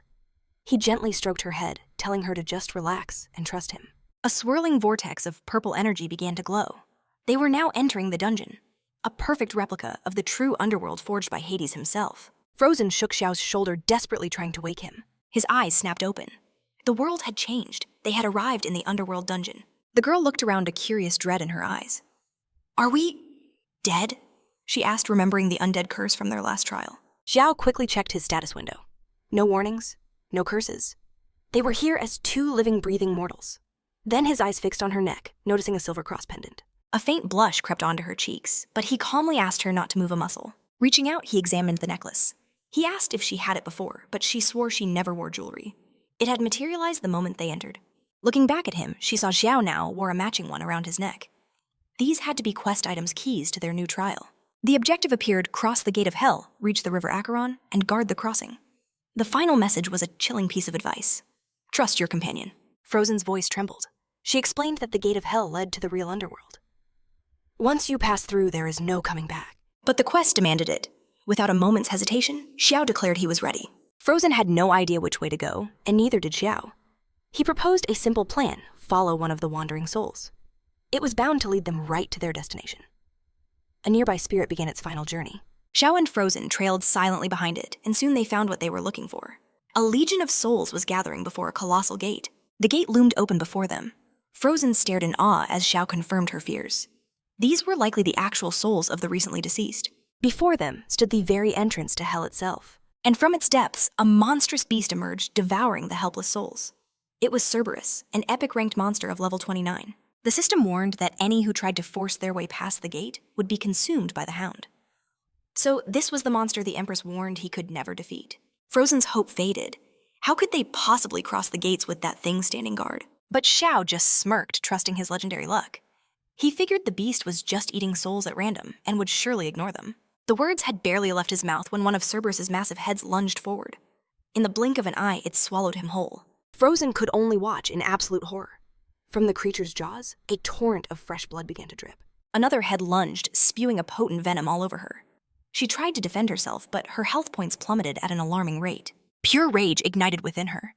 She unleashed a furious attack determined to get her friend back. After she endured the beast's poison for over 100 seconds, her necklace began to glow. It had granted her complete immunity to venom. She was stunned by her newfound immunity. As she processed the miracle, she saw the massive beast begin to writhe in agony. Its movements became wild and uncontrolled. For a second, she thought it had entered some kind of berserker rage. Then, from inside one of the beast's mouths, a brilliant blue aura erupted. Suddenly, Xiao burst out completely unharmed. His incredible luck had saved him. He'd used his spear to wedge himself in the beast's gullet, narrowly avoiding being digested alive. Overjoyed to see him, Frozen knew this was their chance. With the monster weakened, they sprinted toward the gate, Xiao moving to retrieve his weapon. With a final desperate leap, he cleared the threshold and landed on the other side. The entire atmosphere instantly changed. A system notification congratulated them. The first task was complete. As they approached the river's edge, a lone boat drifted toward them. A cloaked figure stood within it. It was Charon the ferryman. He asked if they wished to cross his river, but warned them that passage always requires payment. Xiao tossed a few coins to the ferryman, whose gruff voice simply ordered them aboard. Instantly, spectral figures swarmed the boat from the shore, desperate souls clawing for passage.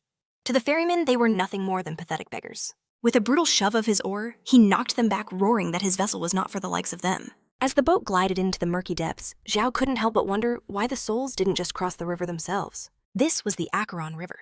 To truly understand its nature, the ferryman dared Xiao to touch the water. Hesitantly, Xiao reached over the side. But before his fingers even grazed the surface, countless ghostly hands erupted, clawing wildly to drag him down. Recoiling in terror, he shouted, "What in the world are those things?" They were the failed souls who challenged the river now, forever imprisoned in its icy abyss. Anything that touches this water is lost, becoming one with the damned. And now their fate was sealed, for the ferryman knew they were not dead. They were alive and had tricked him, with a furious swing of his oar.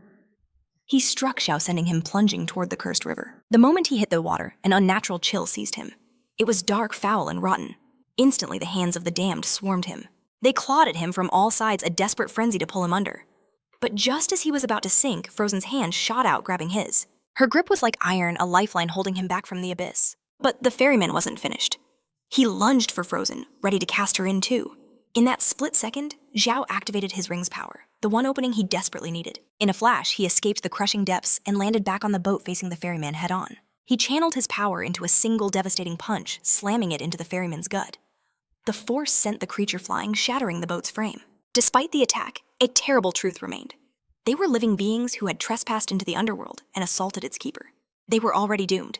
Annoyed, Xiao simply grabbed the fiend and tossed him overboard. The ferryman's body splashed into the cursed river, where he was instantly swarmed by the very souls he scorned and dragged into darkness. Frozen worried about the consequences, but Xiao's mind was clear.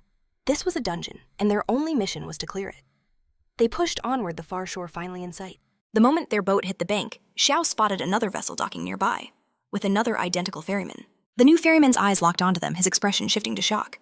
He wondered how that man could possibly still be alive. A nearby player revealed that wasn't the original ferryman, but he had overheard everything. They had killed a keeper of the Underworld. Xiao retorted that it was self-defense. The man scoffed, calling them rookies. By killing a ferryman, they had just massively ramped up the difficulty of the first hell. Xiao pressed for more information, but the stranger wasn't about to give free advice. That is until his gaze fell upon Frozen. Suddenly, he was more than willing to talk, as long as he was talking to her. He explained that the first hell is where all sins are judged, and for killing the ferryman, Xiao was facing a catastrophic penalty. His eyes remained fixed on Frozen. "Don't worry," he oozed, "stick with me. I've cleared this dungeon countless times. You'll be safe." Frozen was skeptical. Why would anyone clear a dungeon repeatedly when there are no rewards after the first time? He introduced himself with a smirk as Wang Dafu, explaining that he was a professional dungeon guide. The woman with him was his current client, who had paid for a safe and easy clear. He then offered Frozen a spot in their party, but his client immediately snapped, reminding him she was the one footing the bill, not some random strangers. Irritated, Wang Dafu shot back that his job was to guide, not to be her personal attendant. If she had a problem, he could refund her fee right now, and she could try to clear the rest of hell by herself. That shut her down. Wang flashed a grin at Frozen as they left. With no other leads, Xiao decided their best bet was to follow. They soon arrived at a massive, intimidating hall. This was the Court of Judgment, the first hell. Before entering, the guide gave a single stern warning: stay completely silent. As the great doors swung open, they saw a throne at the far end with a solemn figure upon it. Frozen leaned in to whisper, but the sharp crack of a gavel echoed through the hall, demanding absolute silence. This was the Judge King Yin Luo, here to weigh their sins. The guide told them to watch carefully and do exactly as he did. He stepped forward, announcing that in life he committed no great crimes, and begged the judge for a merciful verdict. As he spoke, the judge began to read from a massive tome. A brilliant light flared from its ancient pages. At that moment, a small stone in the guide's hand shattered. Seeing no sins, the judge declared him innocent. Next, the guide passed a similar stone to his client. She repeated the process, and she too was declared innocent. He then revealed the item had one use left and offered it to Frozen if she would agree to join his party. But with unwavering resolve, she refused. She didn't need his help. The judge's booming voice then called for the next soul to be judged. Chiao stepped into the light of judgment, declaring he had no choice before, but now he wanted to be a good person. The guide merely smiled. Slaying the ferryman was a one-way ticket to hell. The judge found his name in the book, confirming Chiao was a sinner far beyond redemption. His first sin, desecrating the remains of the dead. His second, disturbing their eternal rest. The third, unimaginable cruelty to small animals. The fourth, defiling corpses. Even the guide flinched at the sheer monstrosity of the boy's crimes. But his final and greatest sin was slaying a head of Cerberus and the ferryman of the Underworld. Shireen, for a soul who thrives on violence, this was the perfect paradise of pain. The sentence was passed. Xiao was condemned to the first valley of the seventh hell, the blood pool where he would boil for eternity in a scalding sea. Below, the hands of the damned reached for him. The judge wished for his fall, for his sins to burn away for all time. But a crimson glow erupted, catching the creature's eye. Chiao exploded forward, aiming straight for the judge himself. Outraged that this arrogant being dared to judge him, Chiao decided to add one more legendary sin to his list: the sin of striking the god. With a thunderous impact, the judge was sent flying into the far wall. The guide was speechless, having never witnessed such audacity. Was this boy a fool, or a legend in the making? The judge recovered, a grim smile spreading across his face. It had been centuries since anyone possessed the strength to land such a blow. Divine light coalesced in his hand, forming a heaven-piercing spear. Now he would personally condemn Chiao to an oblivion beyond hell. Enraged, the creature charged. His first strike missed, but the impact shattered the very foundations of the hall. He realized with dawning horror, Chiao had stolen his speed. Looking back, Chiao remarked how incredibly useful this new agility was.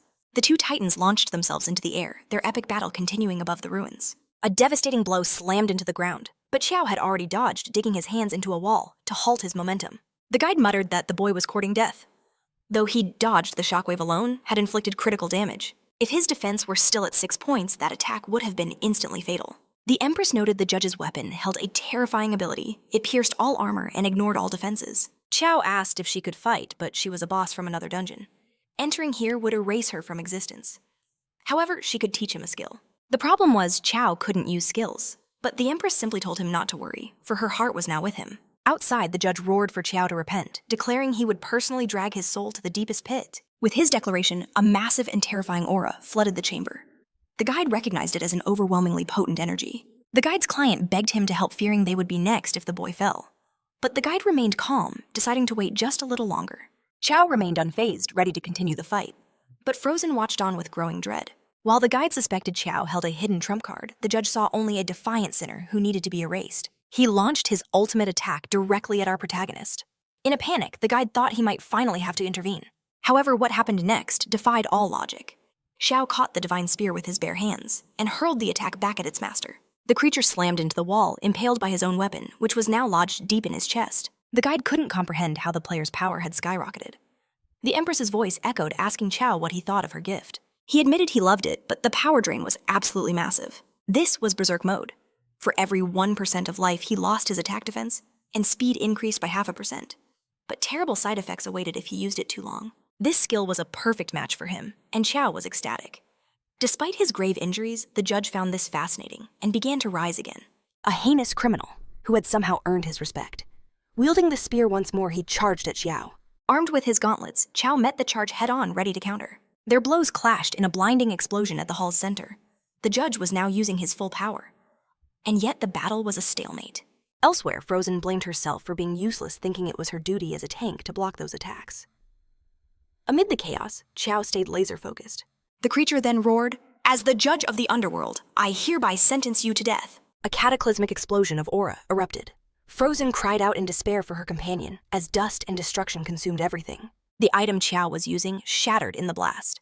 He now lies broken on the ground, while the judge remains standing.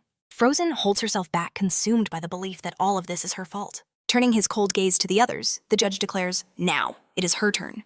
But he had no idea what was about to happen. Xiao pushed himself up from the rubble, furious that the judge broke his equipment, and demanded he better drop a very interesting item.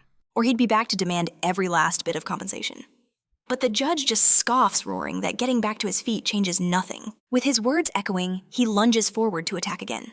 But in a shocking twist, Chiao catches the spear with his bare hands. Halting the assault in its tracks, he closes the distance, ready to return the favor with interest. He delivers a clean, devastating blow to the Underworld's Judge Chiao. Now seems like an unstoppable force.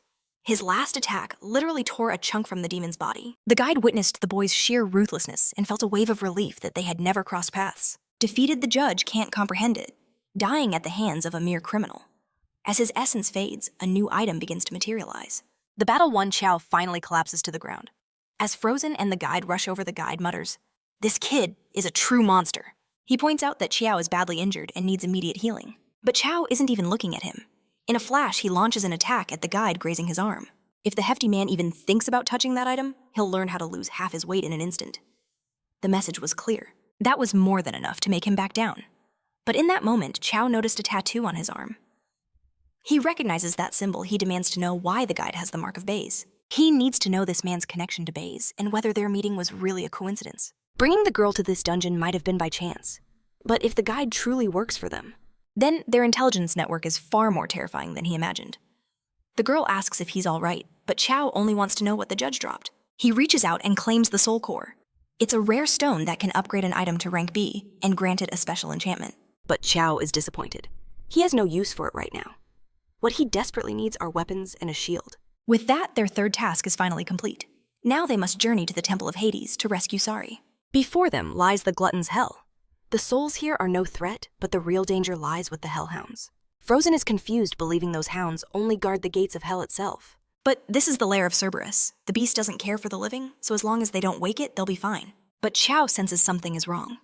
Looking up into the darkness, he sees countless eyes snapping open. A split second later, the guide screams for everyone to run. Cerberus has awakened. The colossal beast descends from the heavens, crashing down upon them. They scatter, trying to make some distance. The guide has done this run many times. He doesn't understand why the beast is attacking living beings. It has never happened before. Even Chiao is surprised until he remembers he killed one of its heads. Now he is a marked man. In a fit of desperation, the guide yells, "Are you insane? Why would you do something like that?" Standing his ground, Chiao orders Frozen to run with the others. He tells her he left something on that creature, and he plans to get it back. Trusting her friend completely, Frozen promises to wait for him up ahead. With a terrifying roar, Cerberus charges our protagonist, its fury unmatched. Before the beast strikes, Chiao slams a fist into his own chest. Sacrificing his health, he activates a skill believing he can now take on Cerberus with ease. One of the hound's massive maws snaps at him, but Chiao is too fast, landing a powerful strike and deflecting the bite. He then launches himself towards the monster. With his speed enhanced, he unleashes a devastating flurry of blows. The beast retaliates, spewing deadly venomous attacks. Despite taking a heavy beating, Chiao is still on his feet. A massive wave of poison slams into Chiao, engulfing him. His health bar starts ticking down from the poison damage. Now even more enraged, he fumes that he's being pushed back by a mere dog. With power radiating from his entire body, he focuses on a single head, grabbing a massive chain with one hand. Whipping it through the air, he masterfully ensnares the creature. All three of its heads are bound together. The monster is immobilized but absolutely furious. Still holding the chain, Chiao pulls with all his might, only to realize the creature is pulling him instead. This was not part of the plan. He was thrown around like a rag doll. The enraged beast began smashing him against several pillars, using Chiao's body as a wrecking ball. Chiao, getting tired of the dog's tantrum, decided it was time to teach it some manners. Pulling the chain with immense force, he commanded the creature to stop. The move yanked the dog directly towards his waiting fist. He landed a direct hit on one of Cerberus's heads. The impact was so powerful, it made the monster howl in pain.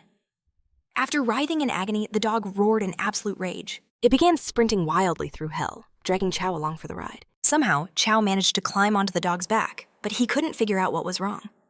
The beast had gone completely berserk.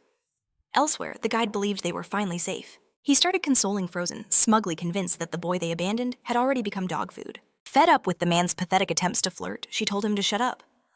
Just then, she saw a figure approaching in the distance. And to her absolute shock, it was Chiao, riding on top of Cerberus. The enraged creature stormed right past them. The guide had no clue what insane strategy this was, and Frozen could only stare, worried for her friend.